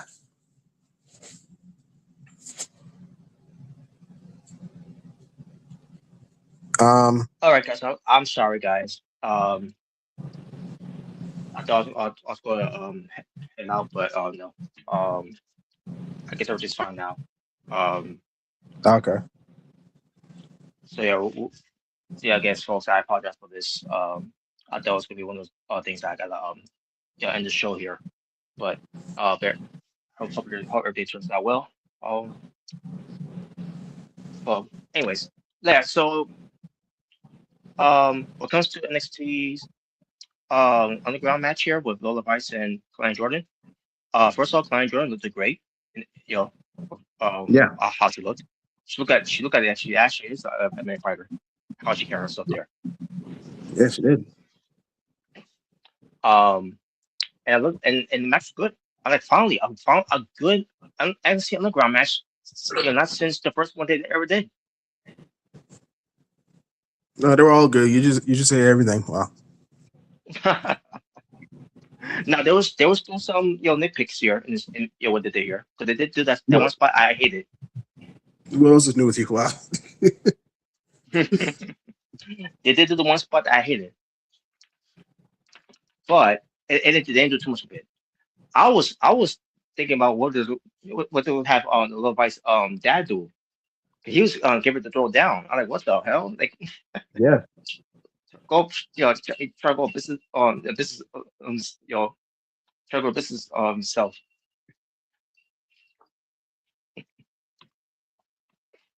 So yeah, I was like. But it didn't came to that. But I was like, well, is this gonna come? Is it gonna come to it? But yeah, either way, but yeah, basically, the spot I'll talk about. Well, I didn't like what they do, which they always do. You got these guys that surrounds the ring. The jobbers. Um, and Kalani Jordan falls on top of two of them. Lord Vice goes out there, and for a reason, she started beating up on those guys. And like, why is that necessary? They're in the way and move. They're not the opponents. They are when in my way. Get out of the way. Wow. That was so ridiculous. Like, it's one thing, having them, fall on top of them, and they don't move out of the way. Just, just standing there, look like idiots. You know, Maybe they want to get kicked. Maybe they're into that. I guess. But anyways, in the end, it was Lord Vice getting the TKO win. Um, and yeah, Lord Vice is so far what 4-0? Because remember she came in 3-0. Yeah, she's 4-0. Yeah, she's 4-0 in And NXT. yeah, and be honest with you, even though I did some the other matches that I chat with Shannon Baszler and Gina Parker, I seriously do not remember the one with Natalia. I do not remember that one. I do not remember that at all. Yeah, I forgot about that. Yeah, I think it's probably before the the natty gimmick. Yeah, it was before the 90 gimmick. Yeah, so it'd be interesting if they actually had Natalia, Natty, have another match, as Natty in NXT Underground. Probably fit. Mm-hmm. Oh yeah. But so far, this NXT Underground they did, because again, I wasn't a fan of obviously after seeing this performance here, that Love Island and Colin Jordan of the year, especially Colin Jordan here. Basically, it was a match of who's gonna regret it, who's gonna make someone regret this, or make them regret that. But so after this NXT underground match, it was they did a lot of underground matches, which Love Island was included of those things. And I remember well, I wanted to like it, but they're doing some stupid shit, the booking behind it that made me not like it. So when it came to Darren Kim versus Eddie Thorpe, that was good when they first did it. After that, it ended up being shit until we got to the last one they did here with Lil Bicycle and Jordan, and it's actually pretty good. So there you go. Yeah, And this they were all great. yeah, sure. But there's other segments too, by the way. Which, by the way, you had Lexus King with I already forgot his name, but he's the brother of David Finley. Yeah, it's something Connor. Like his last name Connors. I can't remember what the first name they gave him, but the last name Connors, like like really, you can name it Finley? Yeah, like Kurt Connors. The Lizard. It's awesome. Oh my god! But besides that, but the point is they got which I'm pretty sure he's one of the youngest sons of Dave Finley. Hmm. Fit Finley. In case anyone's confused, Fit Finley. I love to Well, fight. the man who loves to fight. Yeah. Um, but you have Lexus King, who's like I said, Lexus King. You had Stacks, which he has nothing to do with it, which I'll get to why I mentioned it. And Ariana Grace, who's Hmm. the TNA Knockouts World Champion. Yep. Basically he confronts Tavion Heights and Charlie Dempsey. Yep. Basically, what's been going on? Lexus King is giving Charlie Dempsey an offer to join Birthright. Yeah. Yeah, I you didn't know want that was some? going on at the time, but hey, this was great. Yeah, I mean, it's definitely a good start. It's definitely a good idea for a faction. Having a bunch of relatives of famous wrestlers together, like that. Yeah, Yeah, kind of like the legacy in a way. Um, but yeah, because Stacks, he's just there. He's just there. yeah. Well, yeah, because it does come from a wrestling family. Well, I mean, it's part of D'Angelo family, so I guess it counts. But. I guess. But well, I like this. But another reason why this is right too because it gives something that's the king to do because he's Yeah, been floundering because they don't know what to do with him. yeah. At This first, is, I thought at first we thought we knew what we was going to do with him, but obviously they didn't know where to go with it. but now this birthright thing, I'm liking it. It has potential. It does, it really does. And also, Yeah. if that's the king was going to be the leader now, that which is another thing too, because when it comes to AEW, I believe that spot would have been for David Finlay. Mm, Yes, the other son of Fit Finlay, okay.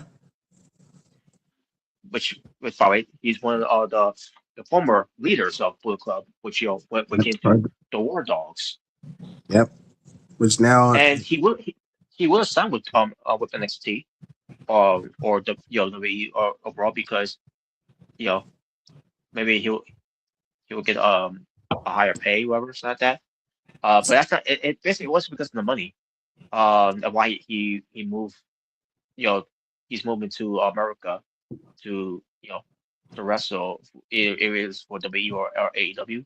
It was because he didn't want to do any traveling of international anymore when it comes to his family because he's got family.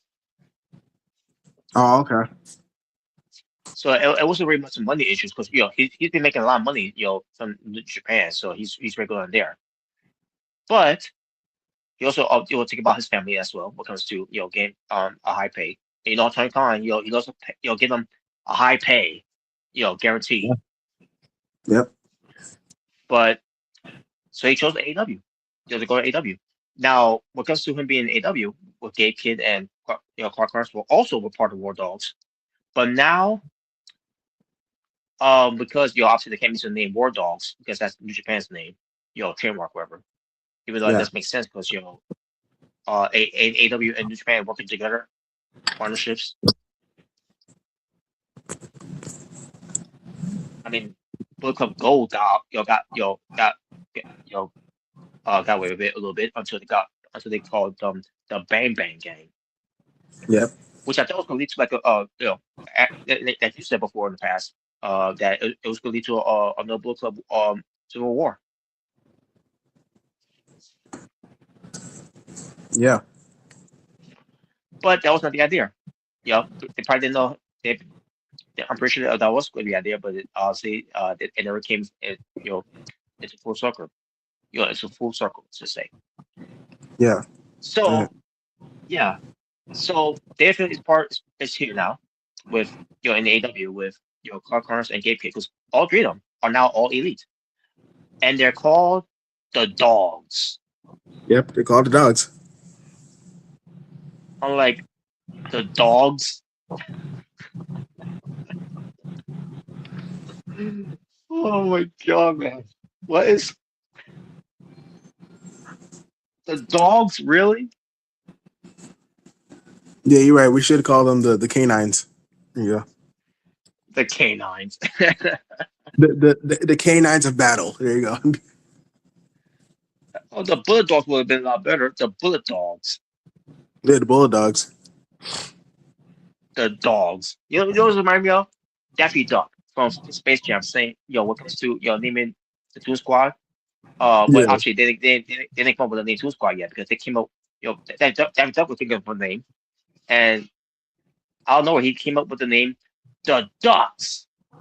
Yep.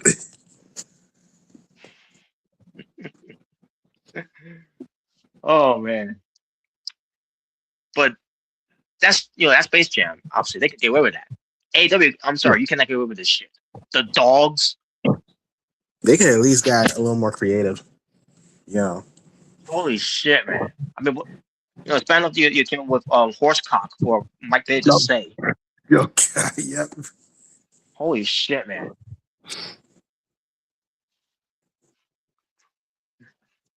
The dogs. They could call I'm them the battle sorry. dogs or something. You know. Birthright sounds like a better fashion name. If you Oh yeah, ask me, out of the two, when it comes to it, what they, obviously what they make his decision of either trying WWE, which he was going to NXT. yeah. To join his brother. Yeah, but there you go. But basically, now back to point out on NXT here.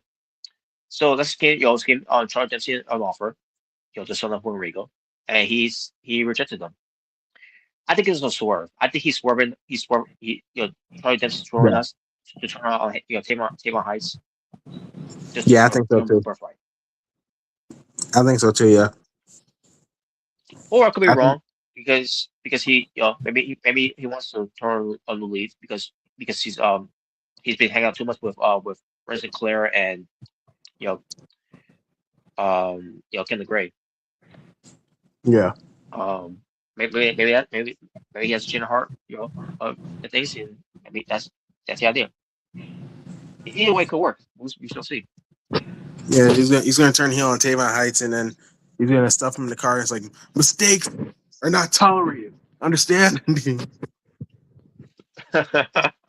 Yes, Yeah, yes. like we did, the most talked about person in the world, Damon Kemp. So yeah, Oh but we'll man, see, we'll see what happens. We'll see what happens. yeah, we'll see what happens though. But and that was pretty much what those segments that they did. You know, again, I feel like I was watching an NXT show more so than a PLE because of these segments, especially that long segment that they did with in the ring. That was not needed. I mean, if you want to do some segments, do what you did with with those guys, with Birthright, and then with Influence later on. Which again, I was it would have been fine if Robert Stone made that decision in his office or maybe on Twitter to let everyone know, and then and the NXT announcers could announced it for us. Instead, they just had to do a segment, but whatever. You know what I would have done instead of doing that segment? I would have added the speed finals, which it was what Hale versus Sinclair. Yeah, I would have done that. I would have done that Yeah. on the show here. Yeah. Instead of wasting our time with that stupid segment, which probably they probably would have just not, uh, you know, better off doing it on NXT. That way, I want to watch. I won't have to watch. Just a hater. But anyways, main event time. Yep. Joe Hendry, the NXT champion, versus Mm-hmm. Ricky Saints. 16 minutes and 16 seconds. This match was good. Yeah, this is a really good main event match right here. I Yeah. wasn't sure how this match was going to work, but it did. Yeah, it It actually did. did. Yeah. By the way, did you see the Rick concert that Ricky Saints did? You know? I heard about it, but I didn't know that happened. But I Yeah. was good though. Yeah, it was funny, bro. It was funny. He yeah, like father, like Yeah, son. Wow. I guess so. But they're having at it, and they were doing some cool moves. Obviously, these guys are in their peak, in their prime. Also, E.T. Pace comes out like, what's he doing out here? And not in the way of I hate you. Why are you out here? No, Yep. I'm like, what's he out here for? Well, Rick Saints um and Ethan Page did talk backstage earlier in the show, so they did show Oh, that. they did. I Yeah, must have missed it then. yeah. Ricky was basically asking Ethan if he would be on the side, jumping ringside, and he said he did. You say you will, and what she did. Just, despite their differences. Well, now that they're both heels, they're friends now. I mean, that's how it is, Well, either way, Ethan Page did come out. He grabbed the belt, and the referee still attacked though. I'm like, okay, what's the other player here? The referee is there. What you think the referee's gonna allow you to cheat? Are you serious? Unless it's a referee bump, you could have gone away with something like that. But that was the idea. So Ethan Page was pretending to not be able to stay side because he's he passes the belt to Joe Hendry, and the referee looks in all like, oh, what? Fucking He said idiot. you better. He's like, you better not use it. Better not use it. But Ricky Saints had this look on his face like it wasn't much of like you betrayed me or anything.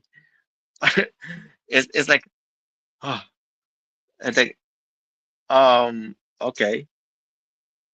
I thought he'll be pissed or something like that or like how could you? He's like like it's like he didn't have the energy to to really to react that much. But but the bell was going to be Muse, right? But then it was all a part of the plan where Ricky Saints was going for a low blow to Joe Henry, and he did hit him with a low blow. Um, and I can't remember if he was going. Oh yeah, he went for a low blow, and also he went for his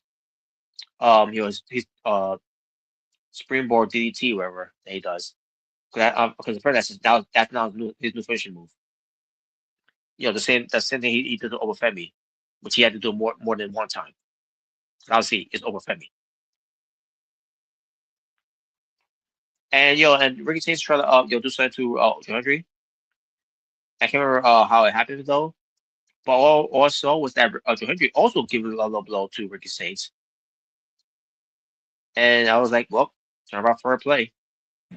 Yep. And even Big Joseph said that. Now, see, it's the same. Well, pay attention to see what Joe Hendry did here because Joe Hendry is a cookie cutter baby face here who always does the right thing, doesn't want to break the rules or anything, who's always honorable. But when something like this happens to him, he's got to retaliate. So what if you don't get caught with with referee behind his back and all that, it's all right. So it's okay. So 200 did what he did there, to win. Because again, Ricky Saints was going to do the same thing too. Now that's not the same thing needs to learn on the main roster if you watch the show. Yeah.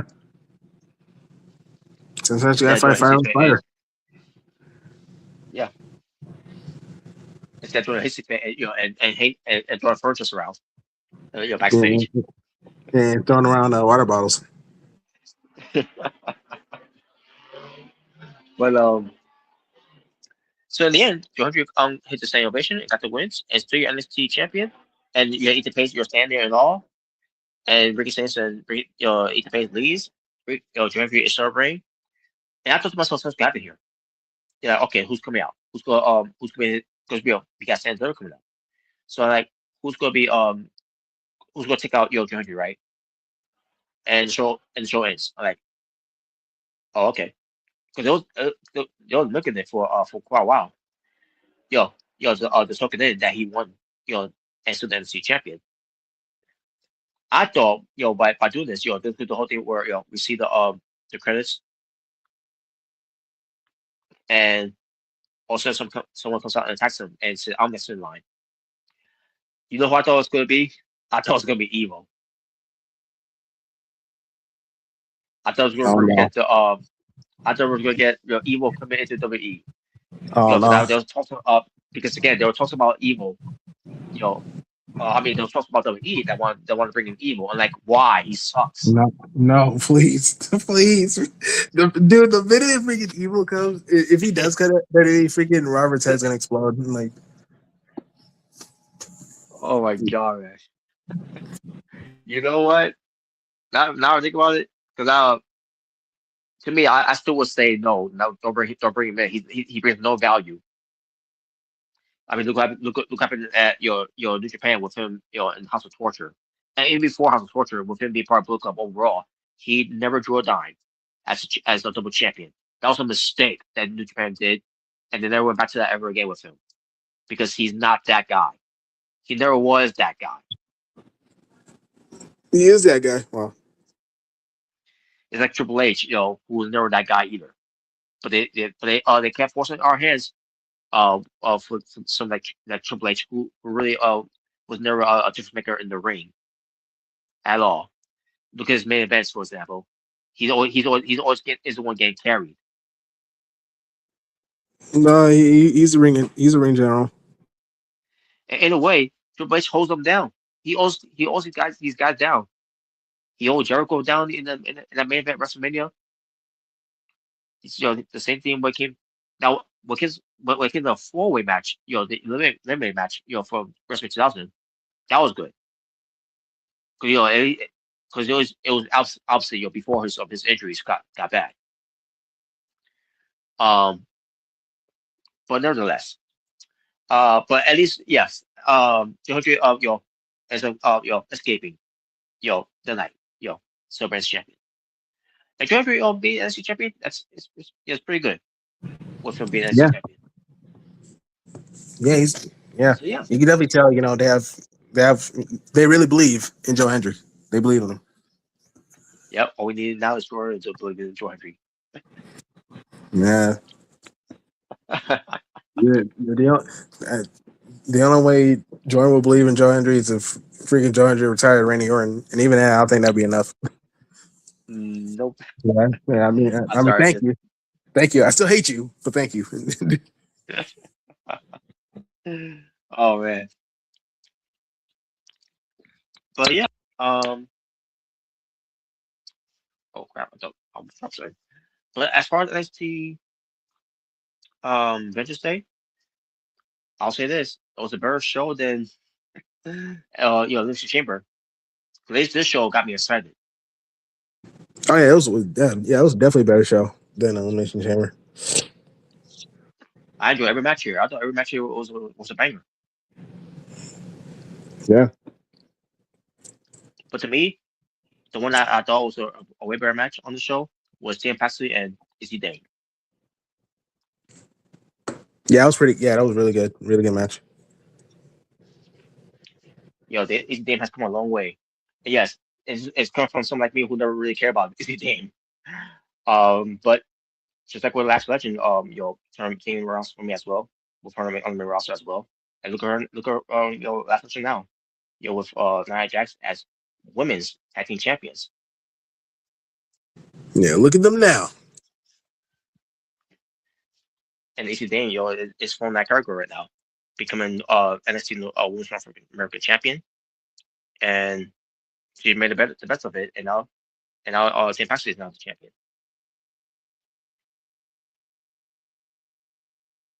So yeah, this show was a great show, which is why I give it an 8 out of 10. I would have got a higher grade, but the segments on the show, just that one segment, took it down for me. Sugar Me Timber took it down for me. Dick Wow. Joseph took it down for me. Oh my god, no, come on, bro. Come Nah, on, there was bro. nah. He annoyed me. He annoyed me on the show. How? What did he do? What did he do? What did he say?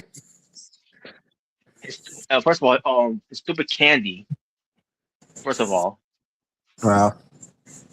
I can't remember what happened. I think it was during the Tony D'Angelo and Giannis spot. I can't either that. Yeah, I'm pretty sure it was that match. But I remember his candy there. I was thinking, I was seeing it live on the stream with Omega. That maybe he thought he's on commentating the way he's commentating. It's because he's eating those stupid candies. Like lay out the fucking candy, you fucking dork. Wow. Yeah, He doesn't have the voice for he just doesn't have the voice. He fucking sucks. that's why I hate him because of the voice. Wow. The and not just the voice, but the way he does these puns like boom bam ooh oh. Bada bing. Is he Jade? Like, oh my gosh. How? Why did they choose this guy to be the voice of NXT? Because he's the best. There, there's no one else that's there that could do his job. That could do a better. Well, they did at one point, but they got rid of Tom Henderson. The former Tom Phillips. You're just a hater, bro. Hell, put Byron Saxton up there. I don't care. I rather take Byron Saxton there. You, you're just a hater, Robert. But what we do not call up Pierre Rosenberg. No, no, He, no. he's fine. He's fine on Evolve. I don't know why he's even on Evolve in the first place. But if you, yeah, I don't get why he's even there. I'll say one thing when it comes to Vic Joseph. Um, he doesn't. I don't hate him as much as I hate Peter Rosenberg. There you go. So there you go. That's the nice thing I would say about Vic Joseph. This is Robert. I mean, this is Vic Joseph. After hearing what Robert said,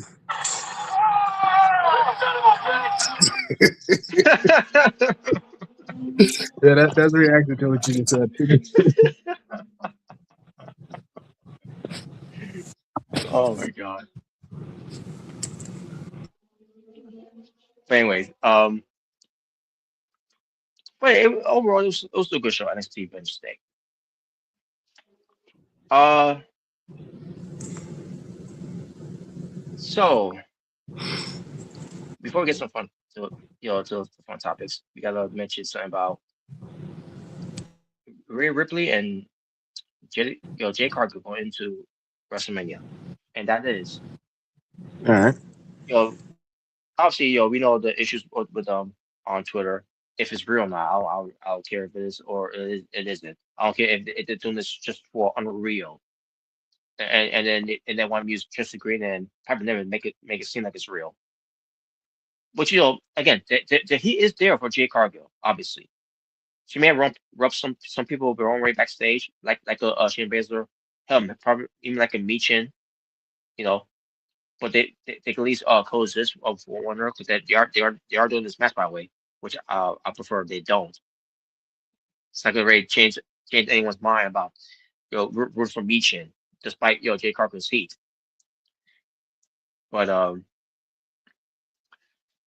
But basically, Rhea Ripley is now part of SmackDown because she won the Chamber. That's only if she could beat Jay Cargill at WrestleMania, and then she's fully making that move to SmackDown, which means there's no more of Rio, of Rhea Ripley and Io.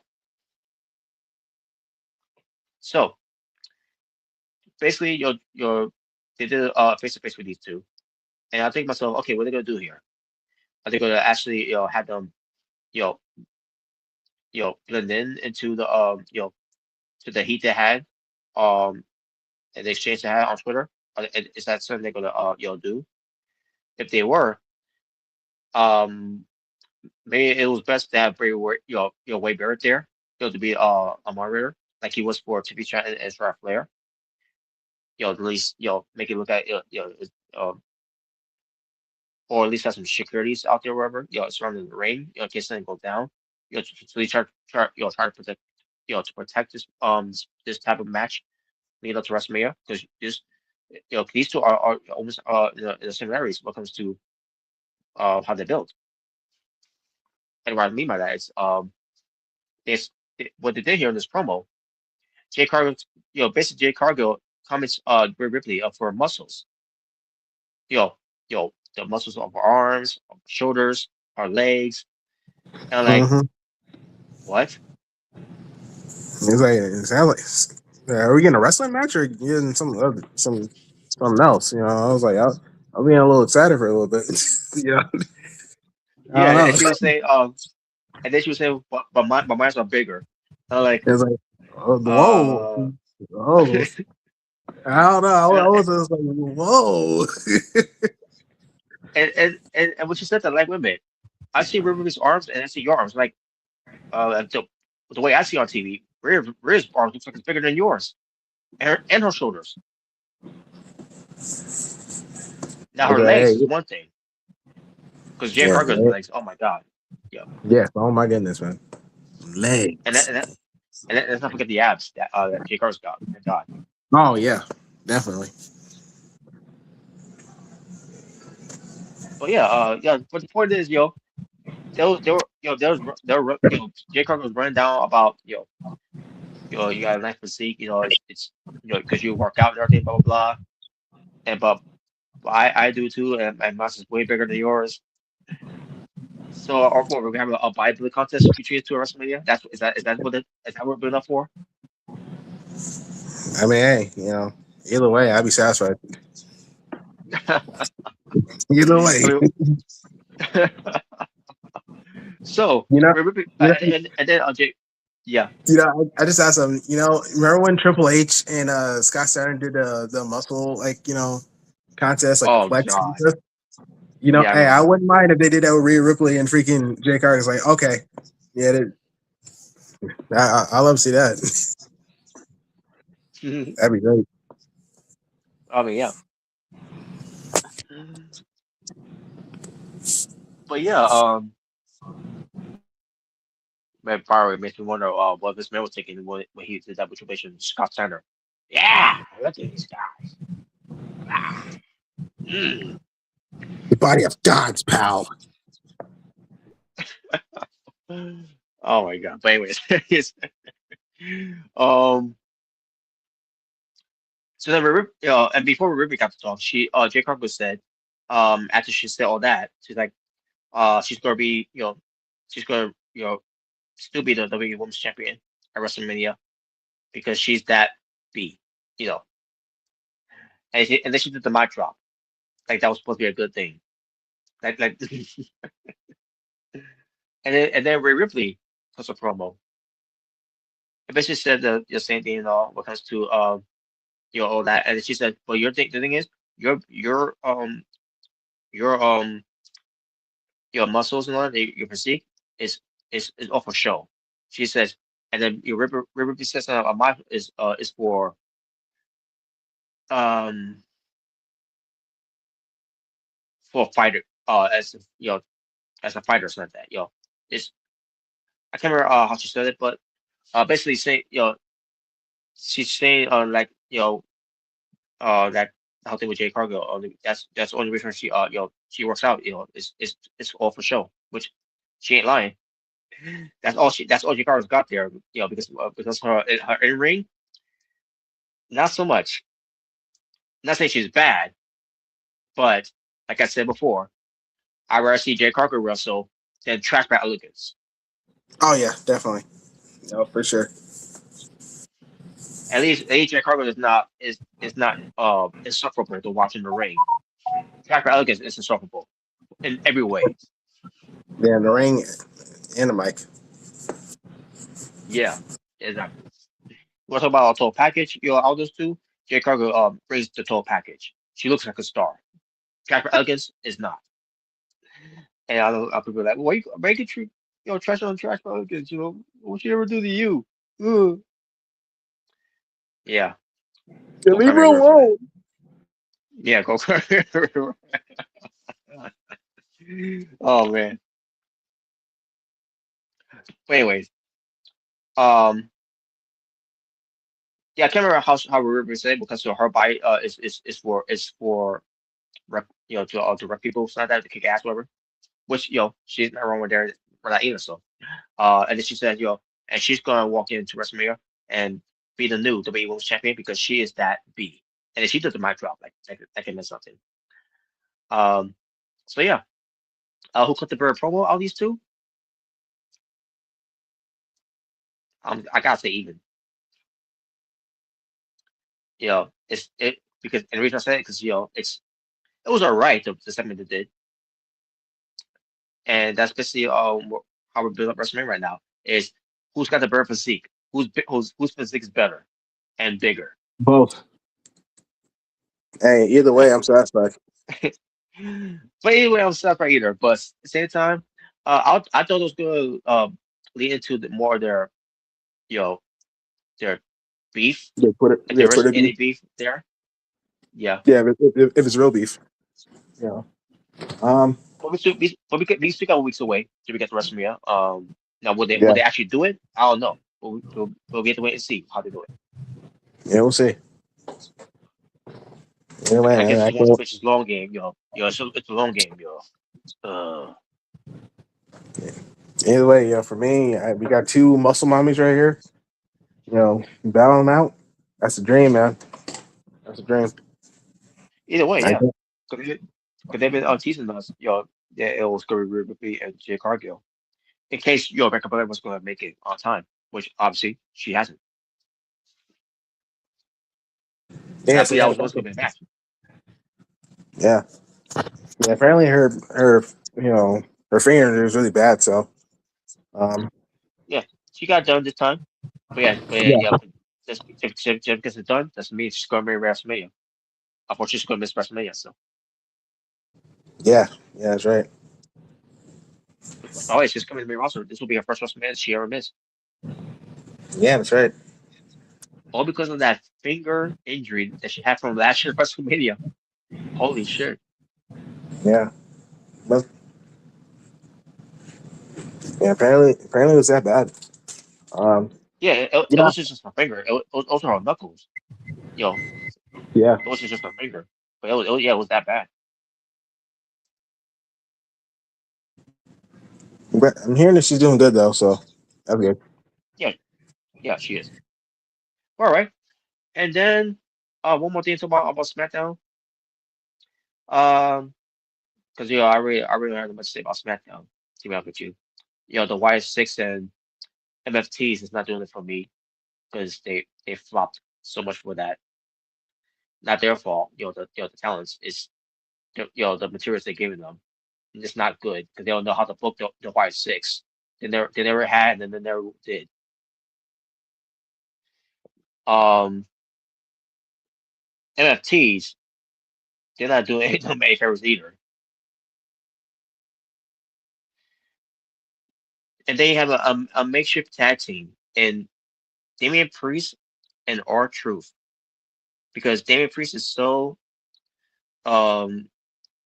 is so down on the flagpole of how they booked him that he's now in a tag team with R Truth, and now they're getting a shot of the tag titles, which I'm assuming at WrestleMania. After they beat a legit tag team, so we are a makeshift tag team going for a tag team titles. I Another mean, one, come on, they're best friends. They were part of Judgment Day, so it's not completely random. They're best friends. which I don't mind them being a tag team because I figured that was what happened. I was thinking about this. I was thinking about since Dan Priest has nothing to do with WrestleMania. I figured this is what they'll do with him. He's probably gonna pick him up R2, which like you said, the history with the old Judgment Day thing. Yeah, and Archer's always making him laugh. Always making break Yeah, character. So, you yeah, know, yeah. So I figured they was gonna do this, but I didn't think they were going to do it. So but they did, and now they're getting a shot at the tag titles. yeah, But again, it's clear what they're not really mentioning what's gonna happen. Um, well, we shall see how that turns out because there's no direction where they're going to go with the tag titles going into WrestleMania. If it's going to be the MFTs versus R-Truth and Damian Priest, I don't know. They yeah. don't We'll know what see. they're doing. I think it's great.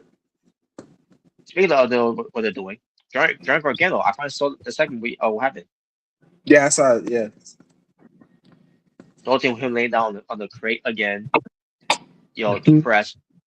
Alex Shelley was there, and then Christopher was there. Say, is upset with him for being there. Um, so like what we're teaching, the Muslim Machine Guns breaking up now, because the last thing you need is to break up a tag team, you freaking morons. It was just a joke, bro. Wow. So Cass, yeah, so Cass, Lorray, I almost says Michelle. Cass Lorray was trying to snap John Gargano out of it, say you're trying wrestling and blah blah blah, and then he's like, you know what, you're right, let's go to the ring. and then he starts calling a promo. Like, yeah, this is the Johnny Gargano we know, and he's Yeah, calling out someone to wrestle him. and it's like, Now, oh even no. though every obviously, we already knew who it was going to be. And Mhm. clear and sure and apparently some people on the crowd knew who was going to be when they turned to Oba. Yep. So Oba Femi was the guy ends up being the guy that faced Gargano. And sure enough, Gargano was squashed, and then Gargano did the lay on the mat like he does on other things because he's being depressed again. And like, Wow. Just when I thought they were actually gonna bring back Johnny Wrestling, it's like, yes, come on. And then here comes Oba Femi. It's like, oh, we know how this goes. And even when they showed Gargano's face, like when Oba was coming out, I was like, it's like, wow. So well, yeah, so much so much for Gargano once again. Um, you know, being yeah, a slump. and I know Omega enjoyed that. You know, so yeah, Yeah, yeah, it's clear they got no plans for Gargano, and this is all the best thing they got for Gargano.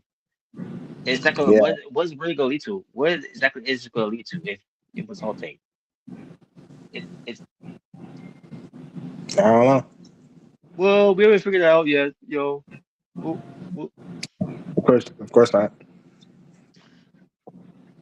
and you can't blame Road Dogg, folks, because Road Dogg quit Oh, you WWE. didn't know?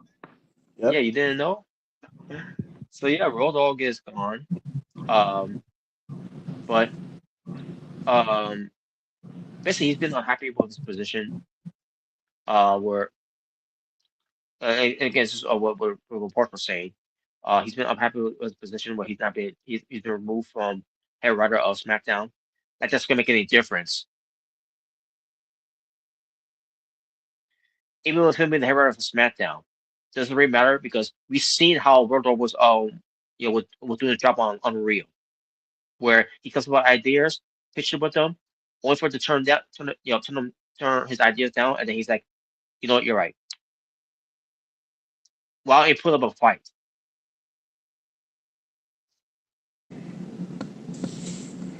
Oh, you didn't know? Don't Yes. worry. Don't worry. He's gonna go back as Brian James in TNA. Yeah, he probably will be. You know, and I'm pretty sure they'll have his ideas. It'll be more influential. Which, by the way, when it comes to his ideas, I really don't know what good ideas he ever had behind the scenes of being create part of the creative writing team. To be honest with you, I don't think he's good at it. Yeah, he is. I mean, I'll give you a good example. Remember Total Divas when he confronted the Bellas backstage because he Yeah. was like an agent or a producer, whatever you want to say it. Um, his idea to do with the Bellas, because the Bellas when they return, because obviously Nikki Bella looks different now because she got something done. Mm-hmm. But his idea, for the Bellas, because people with the Funkadactyls was to do twin magic. I think people would have noticed. Especially with the work done. If you remember the match at the time on Raw, you had they did the twin magic, and Cameron pointed out that she wasn't really that that wasn't Brie, that was Nikki. Look at the difference, and the referees are seeing from a far distance what the difference is. Like, oh wait, you're right, it is. Like, ring the bell, yo, Naomi's the winner. Mm-hmm. I'm like, I was like, this is stupid. Yeah, that And is and, Nikki. and, She has bigger boobs. So. I was like who all booked this shit? And then finding out like a year later because told that was around the time when it was filming Total Divas because Total Divas they come out like in 2014. And then once I saw that episode and like it was Raw Dog who booked that. And I remember seeing the match. I remember seeing that. I'm like, wait, I remember this match. I'm like, Wait a minute, that was his idea. That was Road Dogg's idea. Wow.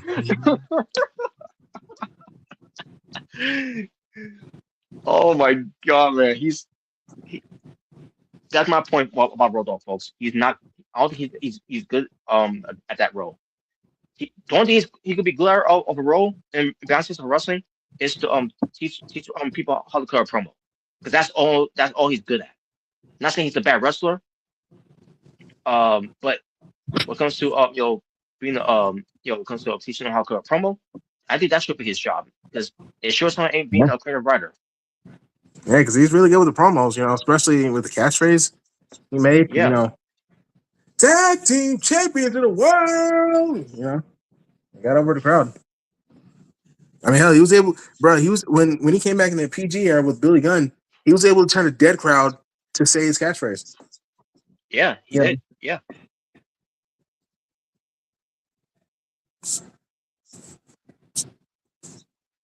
So yeah, but Road Dogg is not really a big loss with him behind the scenes.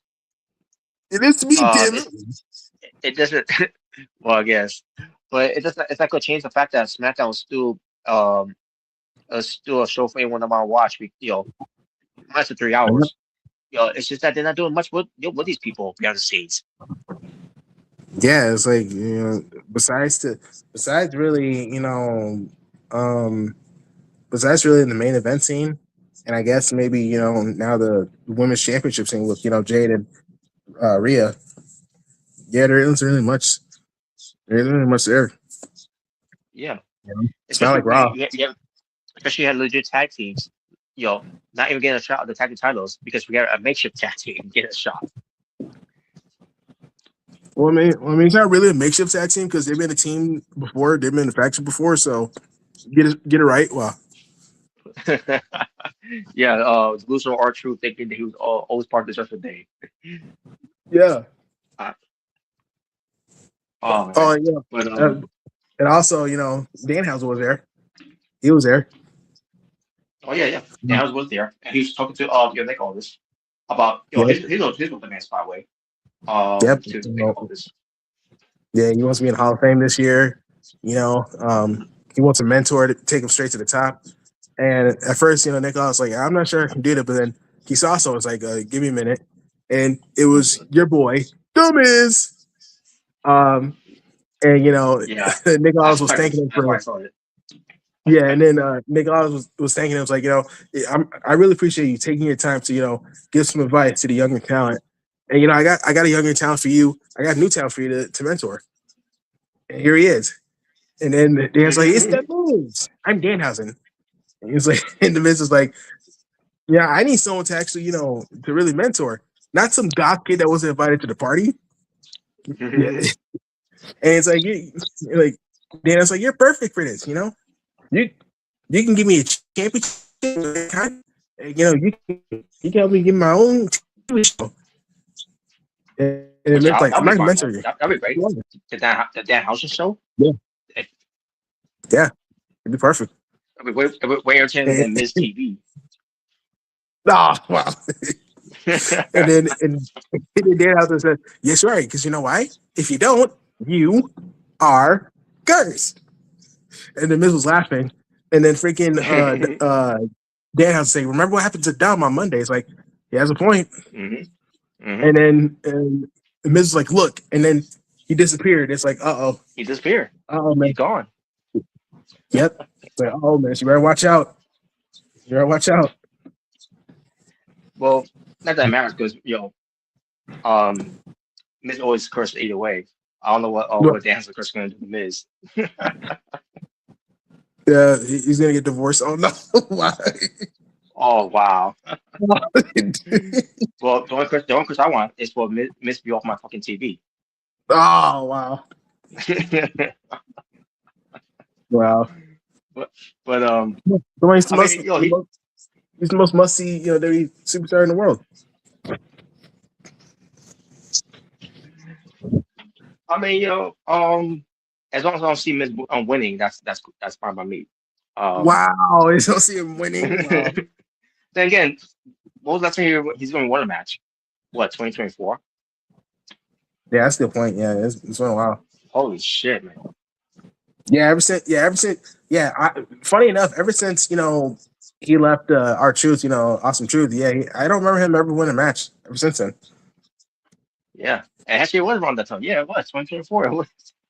And Yeah, it's funny. yeah, I guess we, you get this still picture on TV I, I filming. guess it really, I guess it really needed our truth. It really needed.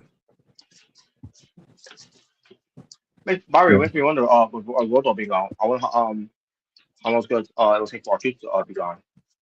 Now, because that's a good point. Yeah, I wonder how the truth feels about it.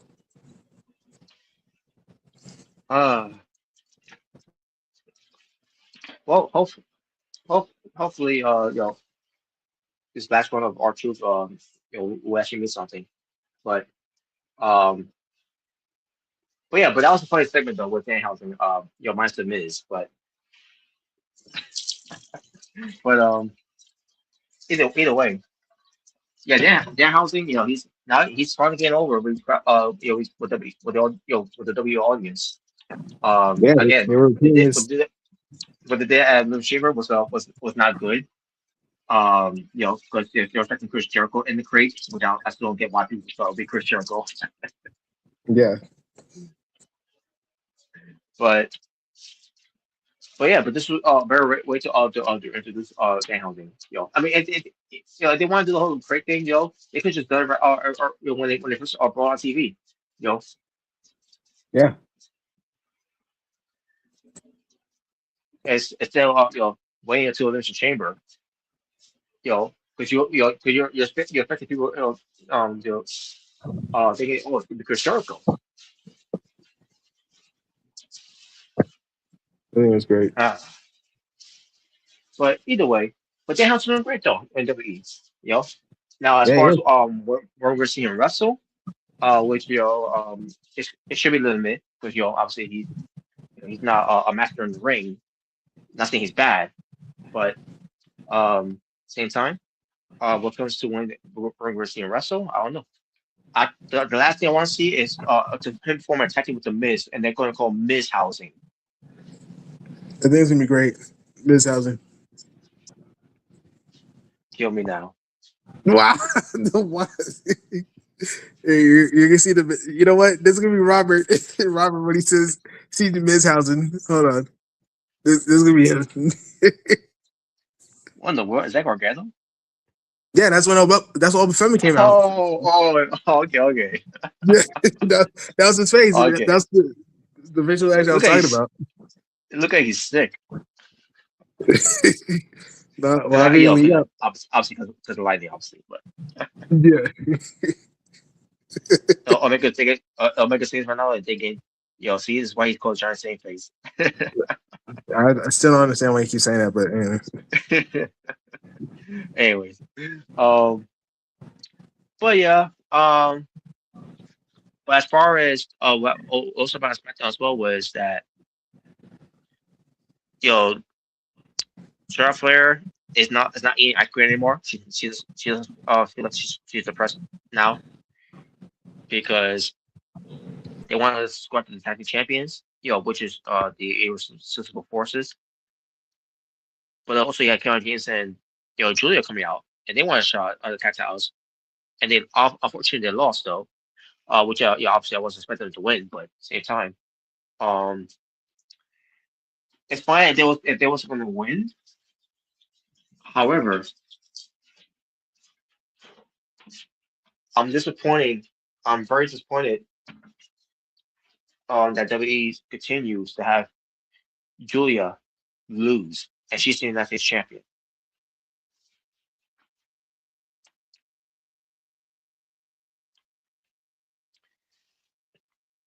And Karen James is doing her best work so far in WWE. People are finally starting to warm up to you know Keanu James. She's really get having on the fans see what type of values that she brings to the table. I was able to do the same for Julia, and it's a freaking crime that Julia is not being presented that way either. Well, she does speak good English, so well, I mean, yeah, she sure show us on SmackDown by speaking all Japanese until she starts to say some English. But by the way, when she was talking in Japanese, there was no crowd that was chanting what to her. I don't know if that was supposed to be. I don't know if that would WWE have her speaking Japanese like that. It's to for fans to say what to her. I'm sorry that it didn't work. If that was the idea, they was gonna do, you know, to see what happens with that. To just make an excuse say, see, she's not over. People don't care about her. They do care about her. The problem is you're booking her like shit, and she's your two-time women's United States champion. Which by the way, she hasn't defended that title since she won it, and she's losing. yeah, that's kind of problem. That's kind of problem with not even just Jade. It's also Julia that's not really defending the title. Oh Shoot, my the god! freaking shoot, the And don't freaking get me, women's tag team champions defending more. yeah, and don't get me started with the MST not defending the tag titles either. Oh yeah. Mm-hmm. Well, I mean, they're heels, so they don't want to. You want a championship match? No, they're being heels. That's the thing I hate about it. The heels don't have to defend their belts. That's the most laziest thing they can ever do in wrestling. Oh, they're heels because you know we don't want to defend our titles. Yeah, I defend the title when I want, where I want. That was my problem with Triple H too, by the way, at the time, where he felt like he didn't want to defend the title. During time of the Attitude Era, he always drew a hissy fit. That he had to defend the title. The name's great. But anyways, but Charlotte and Westwood is going to get a shot. It's clear when they're going to get a shot. I don't know what they're going to do with that, but it's whatever. Not that matters good. I think they have plans for the belt to win the belts, if not or at Mania. But nevertheless, um, there was something else. There's something else. Oh, I was going to talk about this because SmackDown. Besides the the main thing that we haven't talked about yet, which it's an important factor we have to talk about when it comes to it about what happened afterwards. But um, other than that, I can't think of anything else other than Randy Orton giving RKO to Triple Williams. You know, while he's wearing um his lemon Lemon pepper pepper steppers. steppers. Yes. Yep. And Ray got a good look at it, and then it's like he came an RKO. Yeah, But very always imagine, this was. yeah, imagine if he would have stole the lemon pepper steppers after that. Well, actually, no, Well, you know what? that'd be more Bronson Reed. That'd be more Bronson Reed Yeah, doing it. more Russell to read then. Yeah, Oh man, tribal thief. but yeah, also we had Cody Rhodes being confronted by Sami Zayn about getting a shot at this title that you didn't even earn, that you didn't even win, and you're getting it either way. Meanwhile, I don't, I'm not getting a shot at the title, and blah blah blah. And Cody Rhodes has basically tells him off a little bit, and then Sami Zayn said, "Oh, you know what, go win your championship." And then Cody Rhodes was like, "I will." And then Sami Zayn started doing hissy fit and throwing balls around and everything. And he confronts Randy Orton later on about you know how do you do it, Randy? Getting each shot of the titles, without any regrets of doing what you got to do to even when it comes to portraying Randy Cody Rhodes that this chamber, that. And basically Orton just tells him too that he's you gotta be you gotta be selfish, you know. And it doesn't make him a bad guy, but it just makes him of what, a 14-time world champion. And then he walks away. You just because I think and then Randy Orton said to him, to say his name, saying that you will be world champion. I have faith in you. I believe in you. Like Jordan should believe in Jordan Henry. One of these days. Yeah, exactly. Yeah. but um, but then he walks away, and all of a sudden, Aleister Black and Selena Vega, or just call Selena now because they got rid of the last name Selena because they're trying to turn Aleister Black and Selena into the new Karrion Cross and Scarlett. So basically, when I saw this happening backstage with Sami Zayn being confronted by them, I'm like, oh no, not this again. This time with Aleister Black and Selena.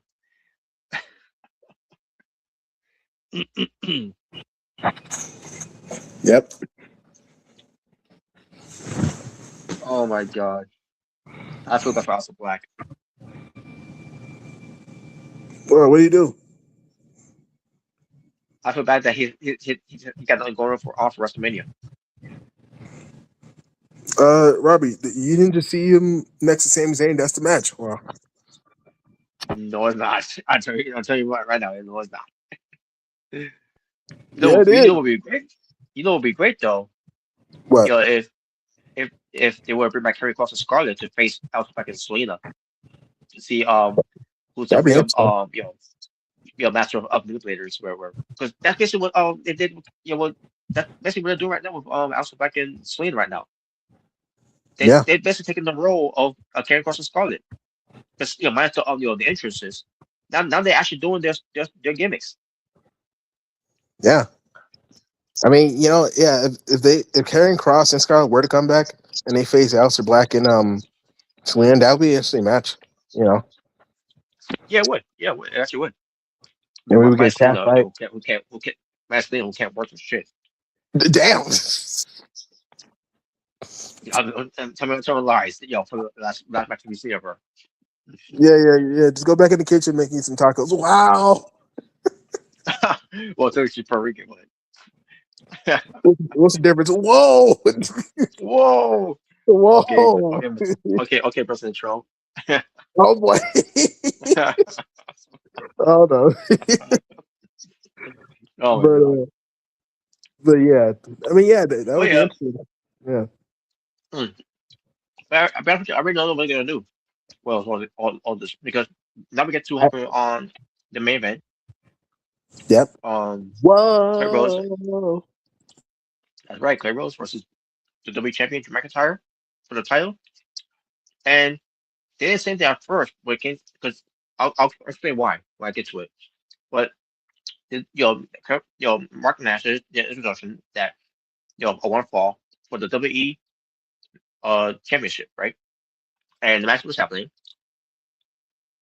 and it was an average match. Especially if you've seen McIntyre and Cody's match, you've seen them all. The only match that I thought that Yeah. it was a good match was the Three Faces of Hell. That was really good. Yeah. The other matches they have, in WWE, even if if people will you forget this, they even had a match back in 24. Yeah, it was a Those during Raw match. WrestleMania Yeah. weekends. Yeah, that was the match where like I mean, I'm Solo, did the spot he did at WrestleMania the last year to Cody. yeah, yeah, yeah. I didn't mean WrestleMania weekend. I meant during the build of WrestleMania. Yeah, that's what I Yeah. meant to say. Yeah, and that's McIntyre. Yeah, because also it's called McIntyre won the match, which McIntyre was confused because he hates the bloodlines. hmm And then Michael Um, called him out for being a hypocrite. mhm. Oh yeah, I'm right. I guess. Yeah. So yeah, even on that match, yeah, the first singles match was there. It was a good match. But the other matches I had, they were just average because there's very much that much you can do with these guys. Again, Strations of Hell was has to be a lot better, but Yeah. they get to this match, and then at one point McIntyre was put in the figure four and goes to the ropes, except the referee, I think it was Charles Robinson. Yeah, Charles Robinson.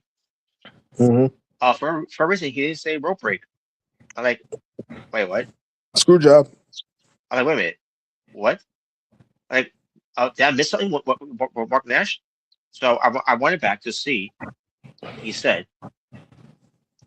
And he announced it as I thought he announced it.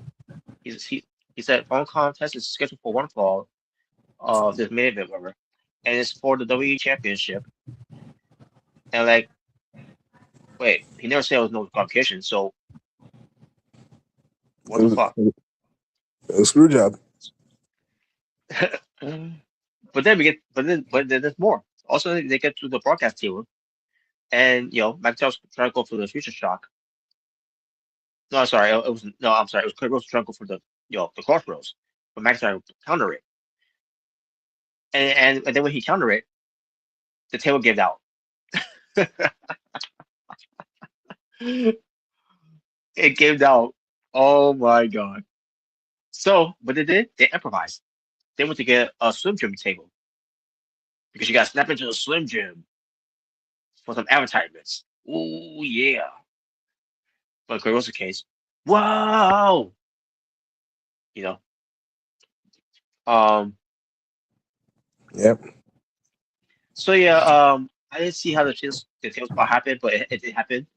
Um. And I'm seeing this like, how is this allowed? Like, again, did I miss something from Mark Nance, or did Mark Nance forgot to say it was no disqualification? They were I acting know. like this, even the I commentary, know what they were happened. acting like they were acting like this was a no rule match. I know what happened. Tony Khan made a special appearance in the booking table, and so you know Oh, what? Let me show you how I do things. Because that's what it felt like. This is nothing you'll see in AEW. You know, mm. especially when it comes to tables Oh in the yeah, regular match. but then the match continues, and referee gets knocked out, Charles Robinson, and then Cody Rhodes, he thought he was gonna get the win here, but he got another referee out, right?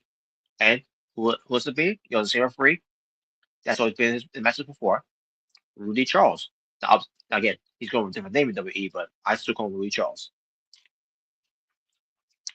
But McIntyre, he's a Claymore, right? And like, okay, even though I knew, he didn't win, but he hit the Claymore. Claymore kicks out of it. More of that later, because McIntyre his finisher, the Claymore.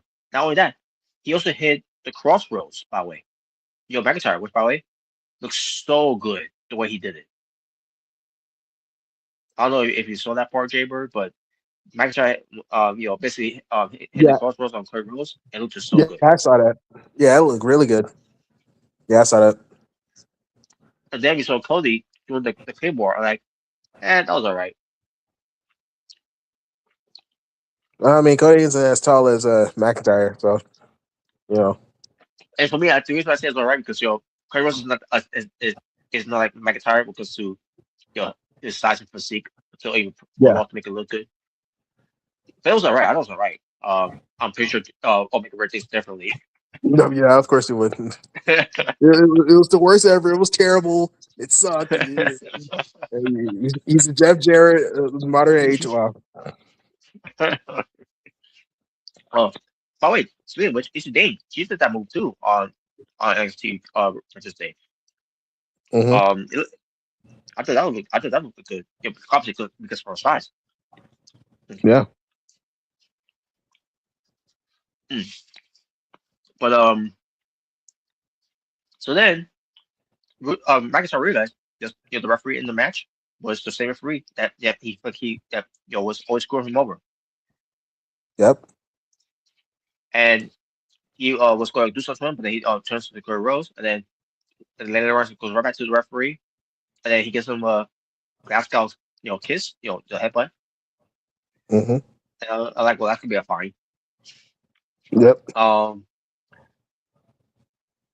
he gets a steel chair, and also Jacob Fatu comes in and takes the chair away from him, Yep. and that's all Jacob Fatu did. There was nothing that he did the hit McIntyre with the steel chair or to hit him at all. He just took the chair. He just took the chair from him. So in a way, McIntyre, um, still ends up losing the match by taking a clean loss to Clay Rose. So Clay Rose, recovers, And he just said to him, and he made the Cody cutter. All of a sudden, he has the crossroads, one crossroads, and then the original referees, Trevor Robinson is coming back, and Cody Rhodes wins and becomes the new WWE champion. And Yep. yeah, so it took one finisher for Cody Rhodes to beat McIntyre. Yet McIntyre has to do his his finisher now, and not to mention doing the crossroads. Hmm. But the point is McIntyre's Claymore, which could be a potential finish move of his because of how he delivers it and all that. Cody Rhodes can stop it though. But Cody Rhodes does one crossroads to something like a Drew McIntyre 1, 2, 3. Well, it could have been worse. They could have pulled what they did with Roman versus Cena and No Mercy, where Cena hit like what, like four AAs, and then just took one spear for Roman to beat him. Oh yeah, it wasn't um I thought that was yeah. ridiculous. But again, yeah, Cody Rhodes they hit again, a McIntyre finisher on him and then they hit his finisher. So um and you can't really say that Jacob Fatu was really the reason he lost because because he took a chair for him. It'd be one thing if he did that to him, Jacob Fatu. But no, that's not the case at all. Um so yeah, Cody Rhodes is champion again. Um this is gonna be the match that so far they say it's gonna happen. It's gonna be Cody Rhodes versus Randy Orton. Would that be the case? Probably not, or probably will because if McIntyre is going to be moving on to face Jacob Fatu, because there's still a story there where who took out Jacob Fatu because McIntyre has been denying it that he had anything to do taking out Jacob Fatu from months ago. Yeah, Um, yeah, and what is Randy Orton fit in all this? I mean, not Randy Orton. I know what he fits in all this. He's going to WrestleMania. That's what he's facing yeah. Randy Orton. He was facing Cody Rhodes. Whether Sami Zayn is fitting all this, I don't know. Because I thought originally they was going to do Trick Williams versus Sami Zayn because what they were doing with them, you know, interacting month for months they were doing, That could maybe and still happen. maybe, but Yeah. um, I had an idea. If they do Sammy versus Trick at WrestleMania, I think it'd be good if they did like a double turn for them. You know, because obviously, yeah, Trick Williams is getting over. Because he's not gonna be healed for long. He's not. no, no, So I think it'd be perfect opportunity for him to, like, if they have Sammy versus Trick, it'd be perfect opportunity for a double turn. You know, you have Trick Williams act more babyface in the match, and then you have Sammy become more of a heel, doing some heelish tactics. So that's just my idea. mhm. That's how I would book, WrestleMania, for Sammy and Trick. Oh yeah, I think it would work. Now the thing about Sami Zayn is I really don't want him to turn heel. That's just me. I'm not saying it's a bad that he can't because obviously we see Sami Zayn as a heel before, Yeah. um but to me I think it's a bad move because you want to position of him as a to be a babyface heroic underdog to be eventually be world champion. Obviously, they dropped the Hmm. ball so many times with that. Where fans are has had not lost their interest of it. Not Sammy's fault. It's just how they booked them. Yeah. But The only way I can yeah, see them, the only way I can see this is like maybe, you know, um, maybe they have him be a lot aggressive. They mhm, don't like fully turn him heel, but basically he starts yeah. being more aggressive. A little more Mhm. hungry. So I don't so understand why can't they go with the NXT formula like they did with him when he was in NXT. yeah, yeah. You bring back the underdog from the underground. You know, But but either way, so back to Kurt Rhodes being champion. Um, Hmm. First of all, as much as I love Cody Rhodes and all, I do not agree with this decision.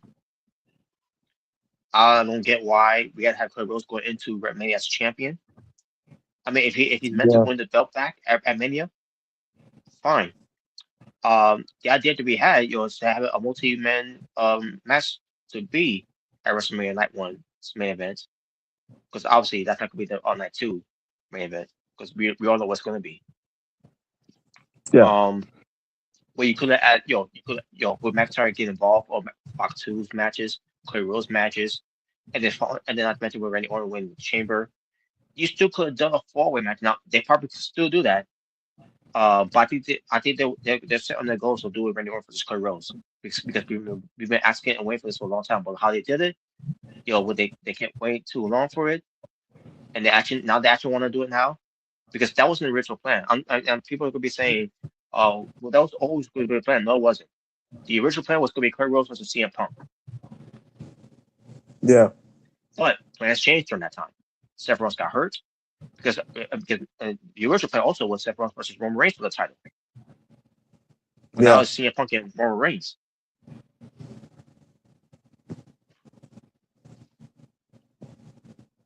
So plans changed, obviously, because Seth Rollins got hurt. I don't know what other plans changed when it comes to you know what came. Oh yeah, because Seth Rollins did hurt.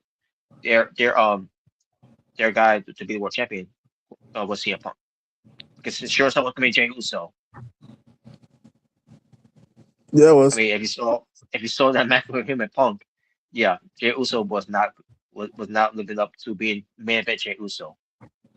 In fact, he's not been main event Jey Uso even when he got the opportunity of going into WrestleMania. He was having some bad matches. He was off. He was not the main event Jey Uso that we once seen perform during the lockdowns, lockdown days. Yeah, it's just racist. What? You deserve my family ooze. Yep.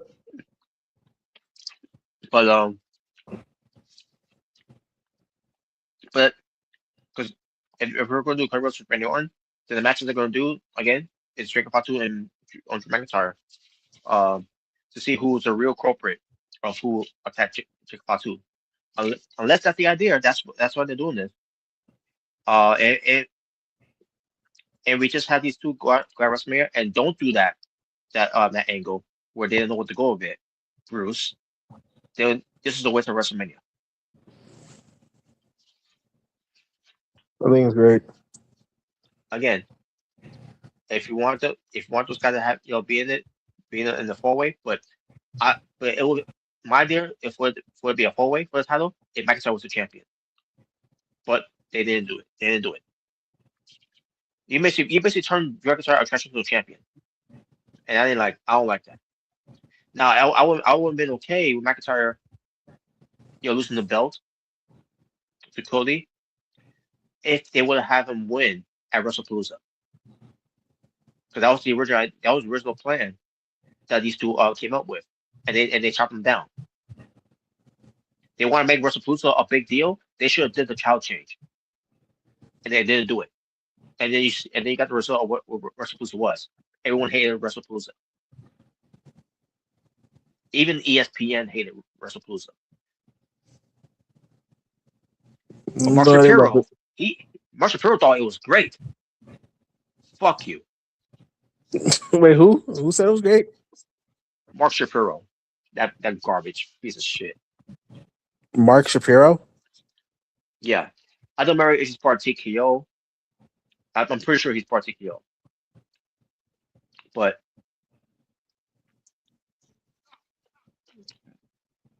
mm, WrestlePalooza. Once WrestlePalooza your way out of the business. That's all I gotta say. You Wow. obviously don't know anything about you don't know anything about the wrestling business. Yeah, yeah, I do. I know about The Rock.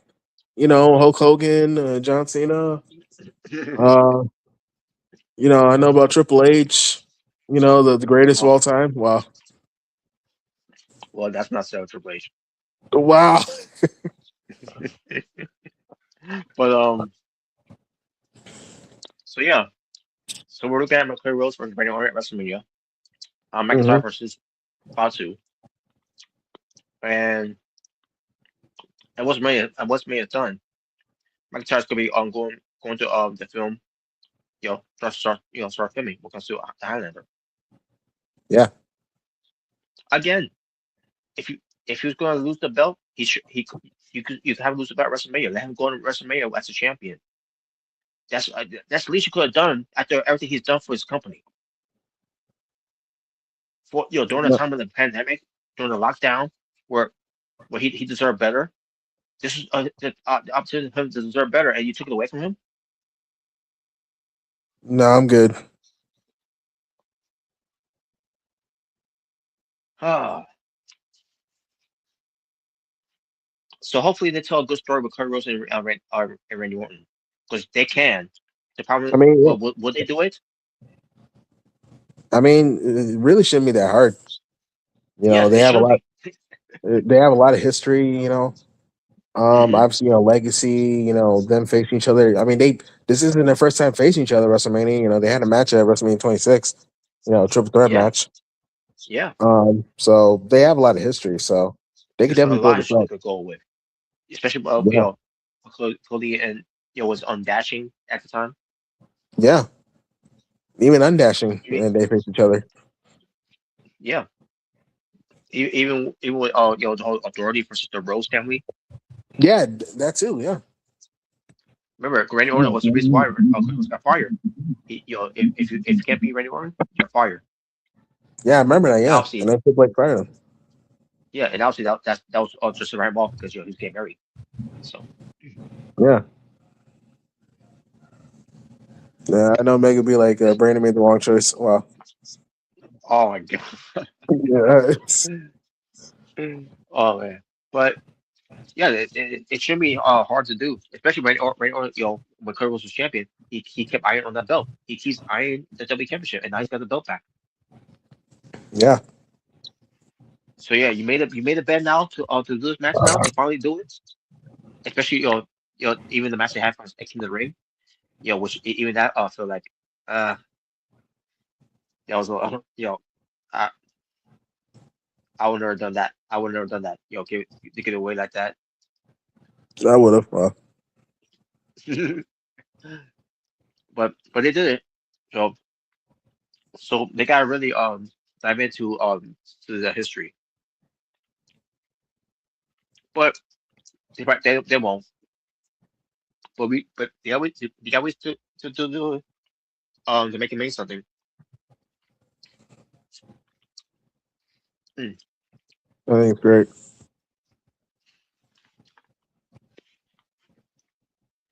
So um before we get to the fun topics, one more thing to talk about because of Clippers being champions. I'm pretty sure you saw the dislike stat that was being portrayed on YouTube. Yeah, I saw it. Now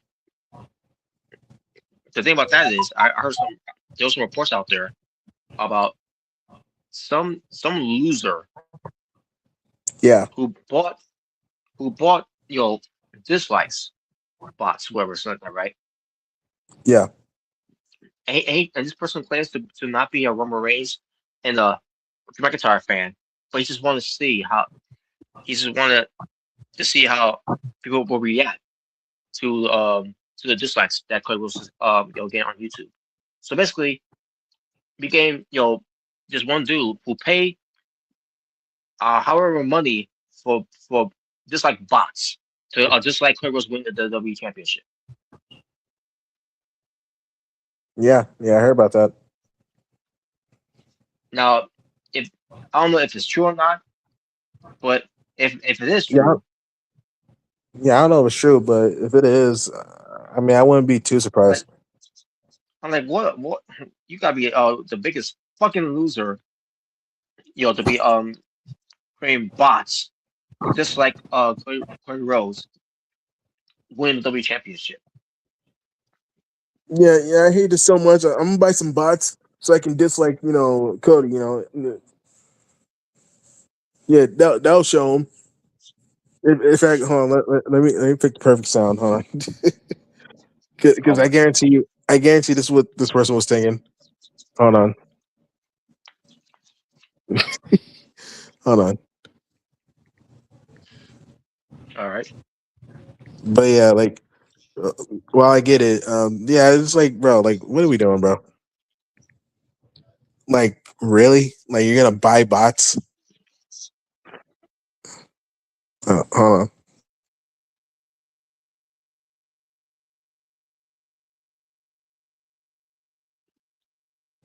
Yeah, here it is. I'll show you. You'll see. Oh, Yeah, oh yes. yeah, that was his mentality. That, that was his mentality right here. I'll show you. Wow. You'll see. Yeah. You'll You see. tell You'll Stevie. see. You you tell Stevie. Yeah. Oh man. Man. Mm. But yeah. All just to get a reaction of people of it. Yeah, it's a weird thing, man. It comes to that. It makes me wonder too. After that, it has the people do or has also done the same thing um to other wrestlers on YouTube. When it comes to it. Now, makes me think about Charlotte Flair too as well. And it makes me think about Jay Uso as well. Because remember, Jay Uso also had this like when it comes to putting this and that, and Yeah. Charlotte Flair. That makes me wonder. Are these are I understand is this person doing it, but could it be other people also do it too? Yeah, it makes you wonder. Yeah. Um. Now, I mean, at the time with the Charlotte stuff, I could probably believe that. At the time. Um. But it kind of makes you wonder. I mean, maybe the Jey Uso dislike is genuine. Like maybe it actually is a bunch of people disliking it, or maybe it is a bunch of losers getting bots to dislike it because the Heat Man won, so I'll show you, you'll see, basically. So I don't know. Mm. Well, either way, not that it matters. WWE has have been done with a lot of dislikes anyways. Over the years, and it still never changed.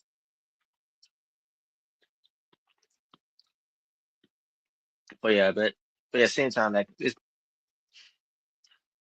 know what? If Brock Lesnar saw this kid somewhere doing that, he would have told him to get a life, kid. That's basically what I think it is. This kid, this kid has no life so much, that he's got to do that.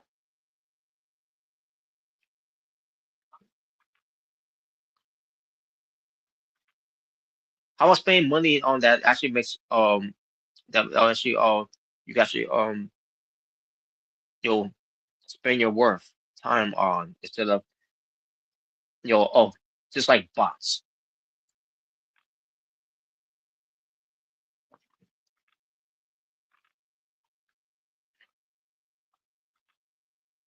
But there you go.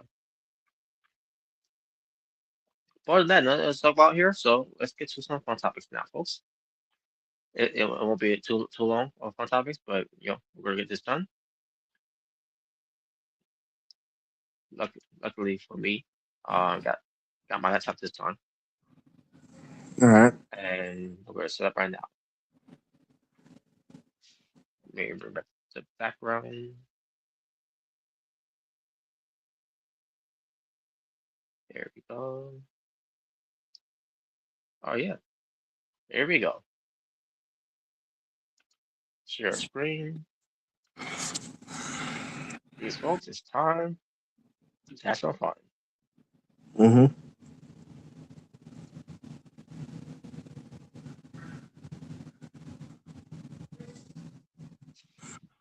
All right.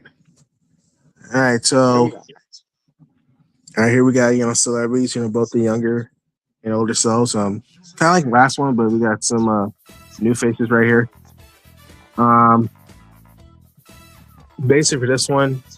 Um, basically, what's your top three favorite edits right here? You know, the younger and older celebrities. You know, And we could pick three. yeah, three. So I'll go with Paul McCartney. All right. Hmm. I'll go with Tom Cruise. And I'll go with Sylvester Stallone. My honorable mention will be Will Smith, if he's not stepping his younger self. Yeah, exactly. Um, I'll go with Will Smith, Tom Cruise, and Tom Hanks. Dude, Tom Cruise has not aged that much. No, he hasn't. Yeah.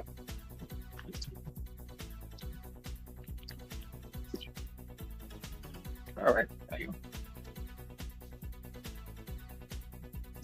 All right, here we. go. Yep, Oh, yeah. yep. We got the late great Paul Bearer and all the urns he's had through the years. Yep. So obviously we got the urn. We got the original urn. We got the giant urn that he had. Yes. Um, we got the urn that he used to portray Undertaker. That's one of the coolest. Um, yep. We got the return urn when he returned in 2004 with the Undertaker, Hmm. Hmm. and we got the legacy urn. The That was used. legacy urn.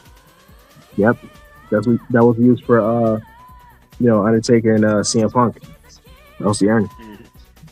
Yep. So basically, for this one, what is your top? What's your top two favorite designs of Paul Bear's urn? All right. I'll go with the urn that he used to portray Undertaker from SummerSlam. Okay. I'll go with the return to WrestleMania or with Paul Bear returning as well. Okay. And my honorable will be the giant urn. All right. Um, for me, I'll go with the original, and I'll go with the 2004 return urn. All right.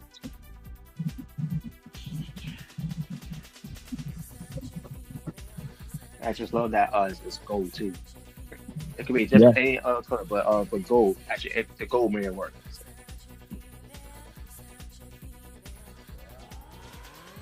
there we go.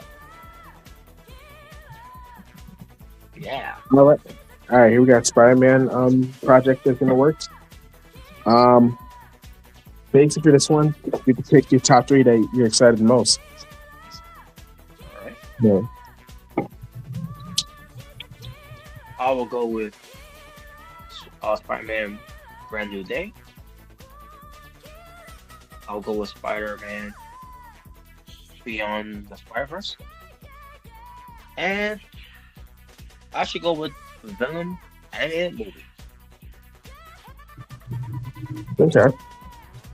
There you go. I'll go Brand New Day, Beyond Spider Verse, and I'll go Spider Gwen. All right. Spider-Gwen, Spider-Gwen.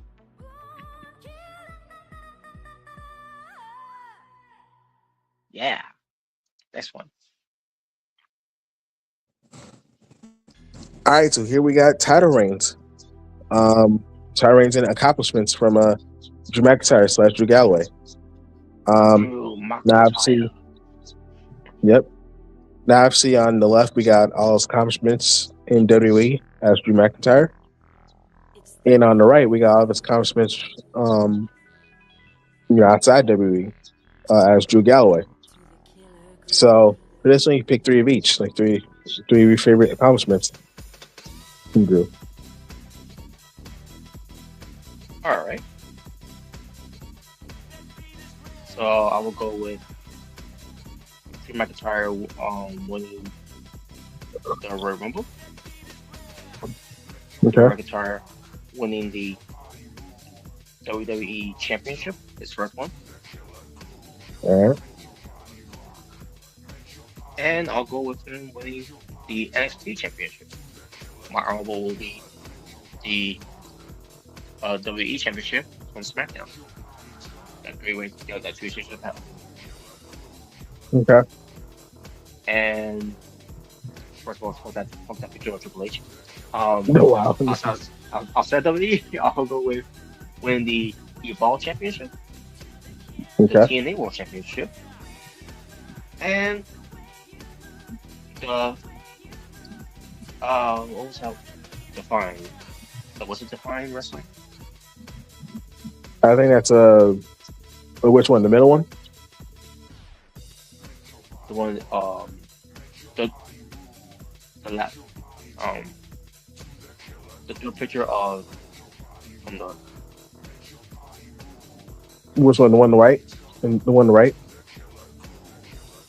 the left one to say I meant to say the left. The Oh, third picture, the one left. third, yeah, third picture from Oh, the left. I'm trying to see if that's from Define. I believe that's Was Dragon that it? Gate. Dragon Gate? For the third picture, I think that's Dragon Gate. Okay. The one in the Uh, second is the ICW. yeah.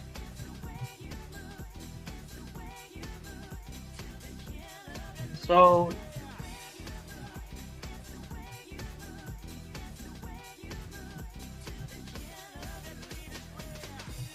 I guess I'll go with the Impact Grand Champion.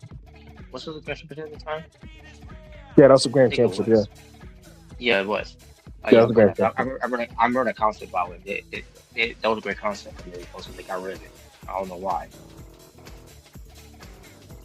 but I'll go with that. There you go. All right, I'm done. There. All right. For me, um, I'll go when he was Intercontinental Champion. I'll go when he was NXT Champion, and I'll go when he was WWE Champion. In 2020. Mine will be the Royal Rumble. All right. Now, for outside WWE, I'll go with the Evolve Championship, the TNA World Championship, and the TNA Grand Championship. All right. There you go.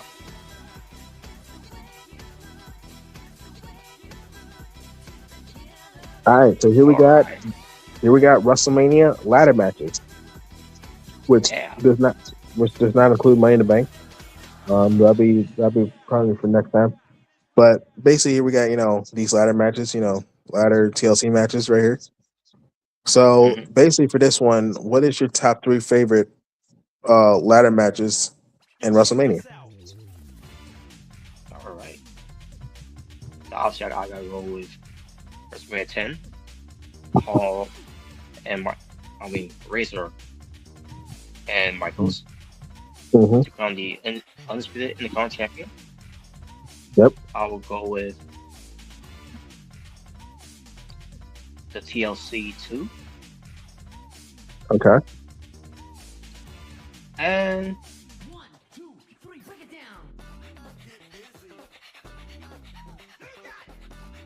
I'll go with the Intercontinental Champion ladder match from WrestleMania 31. All right. My honorable will be uh, re- the one with the Hardys from WrestleMania 2000. Oh yeah, when the Hardys came back, yeah, that was 30. That was 33.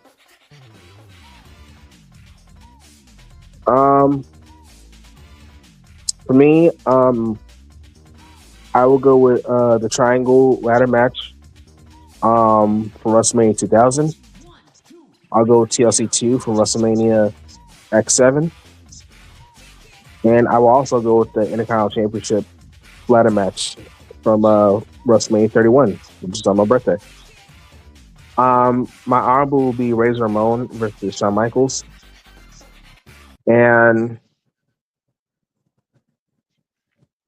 my other honorable will be WrestleMania 40's TLC match, their ladder match for the tag team titles. So yeah. Oh yeah. Um, and next one. All right. Now here we got Money in the Bank from WrestleMania.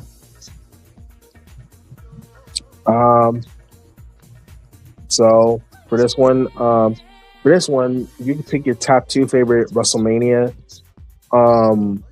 Money in the Bank ladder matches, and you can pick your top two favorite Money in the Bank winners. Top two favorite Mr. Money in the Bank.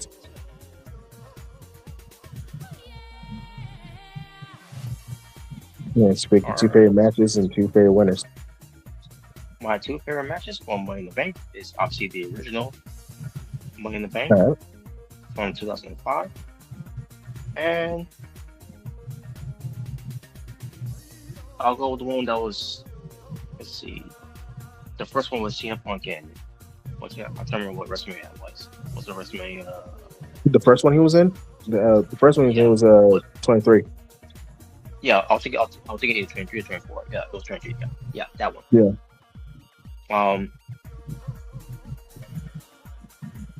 And as far as the two winners, I'll go with Edge, and I'll go with CM Punk. Okay. Yeah, honestly, same as yours. My honorable will be for ladder match. My honorable will be WrestleMania 24 because that was really good too. All right.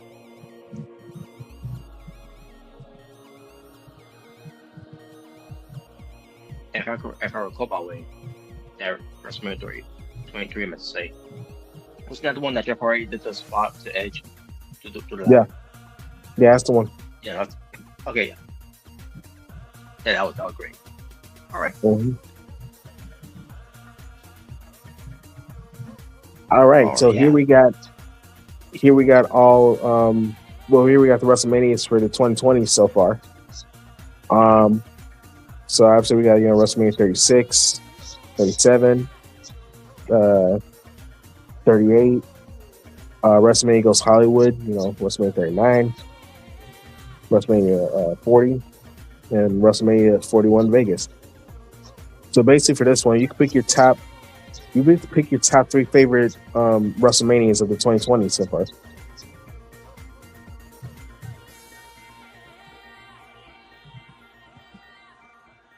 Your top, I made. Top three. Okay, top three. All right. So I will go with WrestleMania Vegas because of the theme of what what they try to make the WrestleMania look like. Okay. WrestleMania 40, because it was the Liberty Bell, especially they were in Philly. And I'll go with WrestleMania 37 with the pirate team, because WrestleMania 36 was supposed to be a pirate team, but then obviously pandemic, lockdown, COVID, whatever you want to say from there, took that away from us. But my arm will be WrestleMania in Dallas. Yep. Stupendous.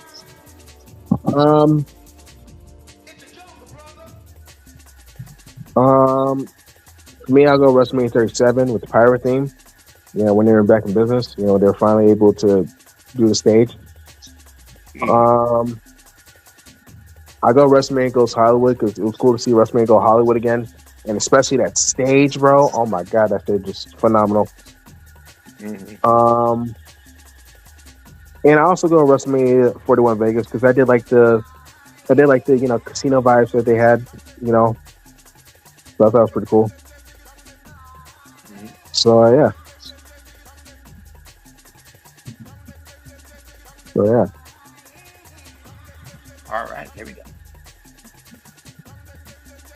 Oh, All right, here it so is. here we got canceled WrestleMania matches or WrestleMania matches that was planned but never happened. Um, so obviously we got Rock versus Roman, Brett versus Kurt, Brock versus Batista, Hogan versus Cena, Stone Cold versus Hogan, uh, Michaels versus Guerrero, and Taker versus Sting.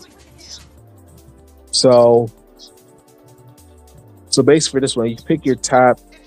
You can basically pick three WrestleMania matches you would have loved to see happen. All right, I'll go with um obviously Andre versus Sting, Shawn Mm-hmm. Michaels versus Eddie Guerrero, and Bret Hart versus Kurt Angle. My honorable will be Austin Hogan. Okay. For me, I'll go with Rock versus Reigns. Um, I'll go with Shawn Michaels versus Eddie Guerrero, and I'll go with Undertaker versus Sting. My honorables will be Brock versus Batista and Stone Cold versus Hulk Hogan. All right.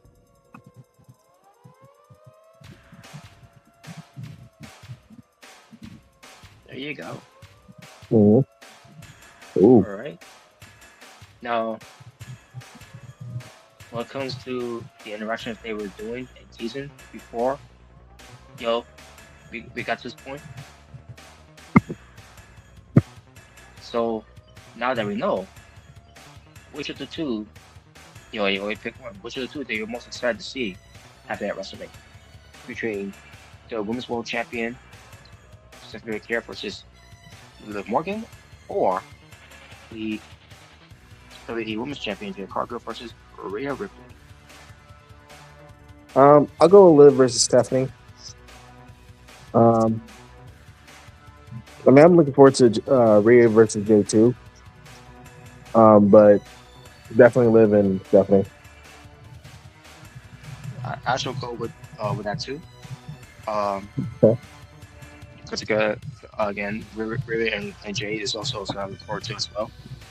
Yeah, Um, but they how they just got start, started, how they so st yeah, it just started, started, off. So, yeah, um, at least with Living, Stephanie, that area was in advance of what it was hyping up, what they're gonna do. So, yeah.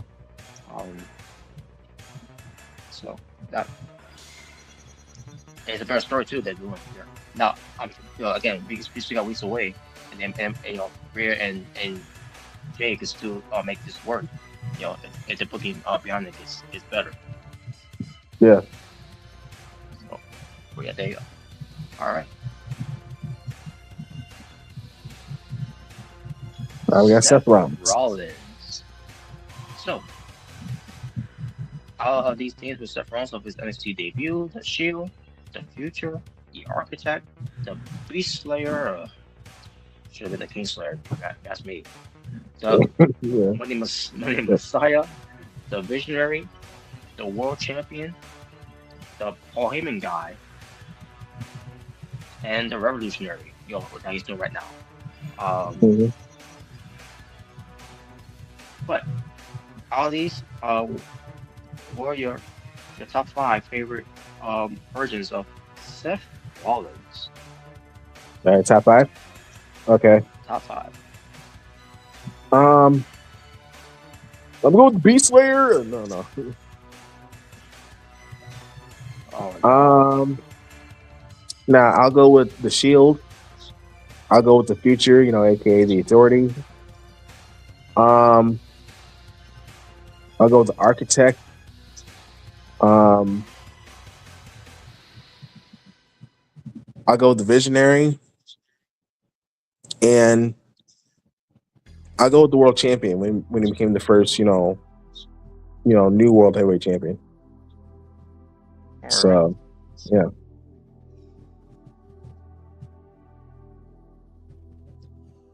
All right. I'll go with the Shield. I'll go with the Future. I'll go with the Architect, especially when he was the Intercontinental Champion. Yep, Monday Night Rollins. Man, that Rollins. Um, I'll go with him being the World Heavyweight Champion.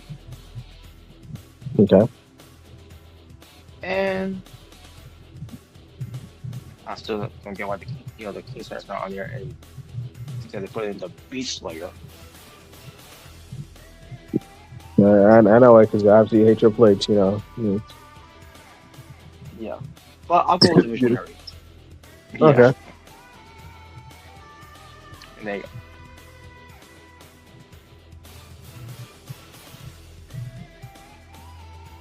My boy, Cody Rhodes. Yes. Cody Rhodes, who's won the WWE Championship from WrestleMania 40, winning the WWE Championship second reign in SummerSlam 2025, Mm-hmm. and winning back the WWE Championship the third time on a SmackDown in 2026. Wow, So, 3 years in a row. here, yeah, that's crazy too, about yeah. Um, Yeah, I guess they want to do that at a different show instead of make it convenient, I guess, for because of WrestleMania. I guess. Mm-hmm. But either way, all these three, you got to pick one that meant more, and you got to Oh, pick one, and you got to pick one that means less. uh, uh, hold on. Well, until Jimmy Um, comes back.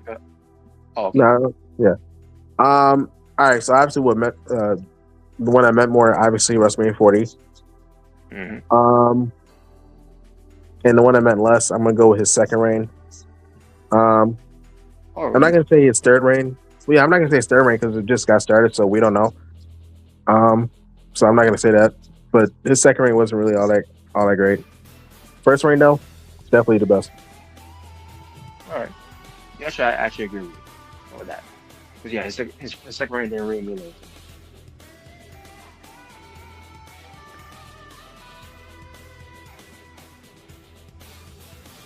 No, give me one moment. I could have swore I had it. Something else. I got not just on it first. Okay, never mind. No, no, it was that great.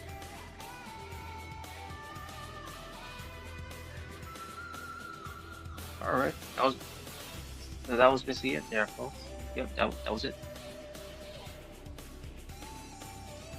That will conclude the fun topics there. So yeah, folks, I'm gonna start ending this right now. May first do this. Okay, there you go. So yeah, folks, I'm gonna end this right now. We'll wrap it up. Again, folks, if you was watching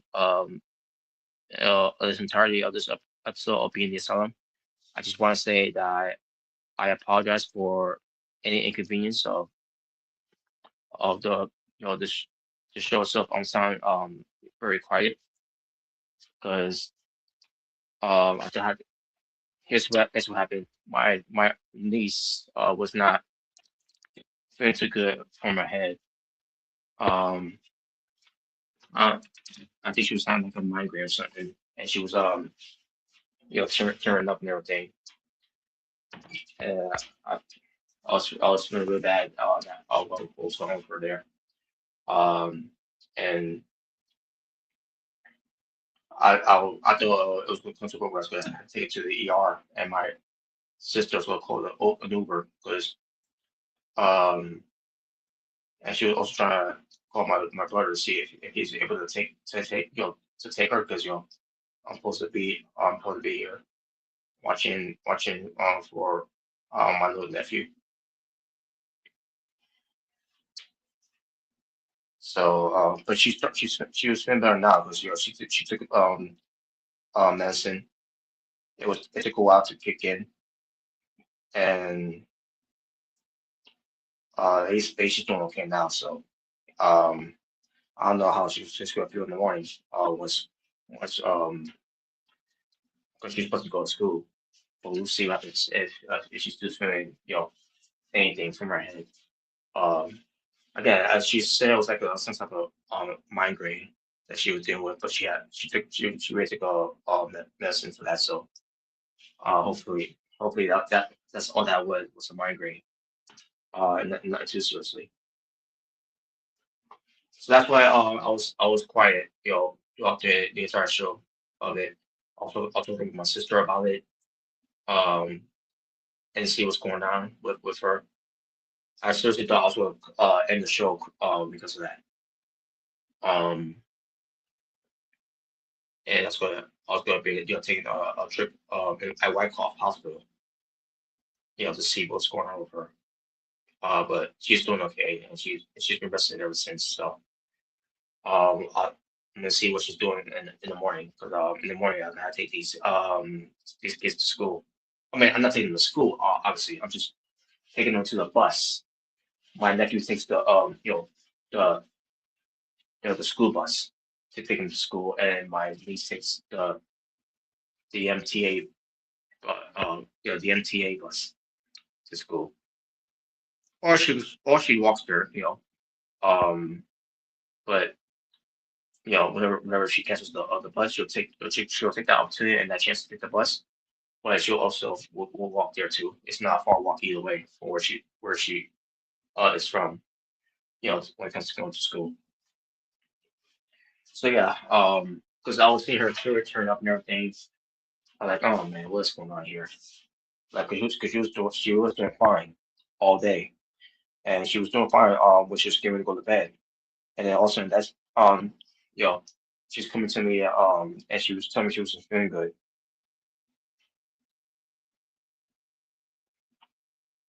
and that's when my sister was like, was talking to her on the video call on her iPad to see, you know, what message I could give her, and obviously, it takes time to kick in, and that's why it was getting bad for her even more, to a point where I thought it was going to take her to the ER. I thought it was more than just like a migraine. I thought it was something else that was bothering her. Luckily, it was fine. So it it took time to finally, for her to get settled and everything. But I'm glad she's doing okay, and I'm glad everything worked out. I'm glad that all is put at ease, and I was able to do the show. But I do apologize for the show being what it is, folks. It wasn't a perfect show. I did my best to make to do what I can with the show. You know, but it is what it is when it comes to something like this happening. You know, family comes first at the end of the day. So lucky we didn't call it, because again, you know, we're in the middle of the show here, and then something like this happens. Sometimes you gotta make a decision. To see how it plays out and everything. So I'm glad she's doing okay though. So I'll just hope that she's feel better. If she doesn't feel better, we'll see how that turns out. You know, in the morning. Obviously I'll see how she's doing in the morning. I'll look into her health. Um,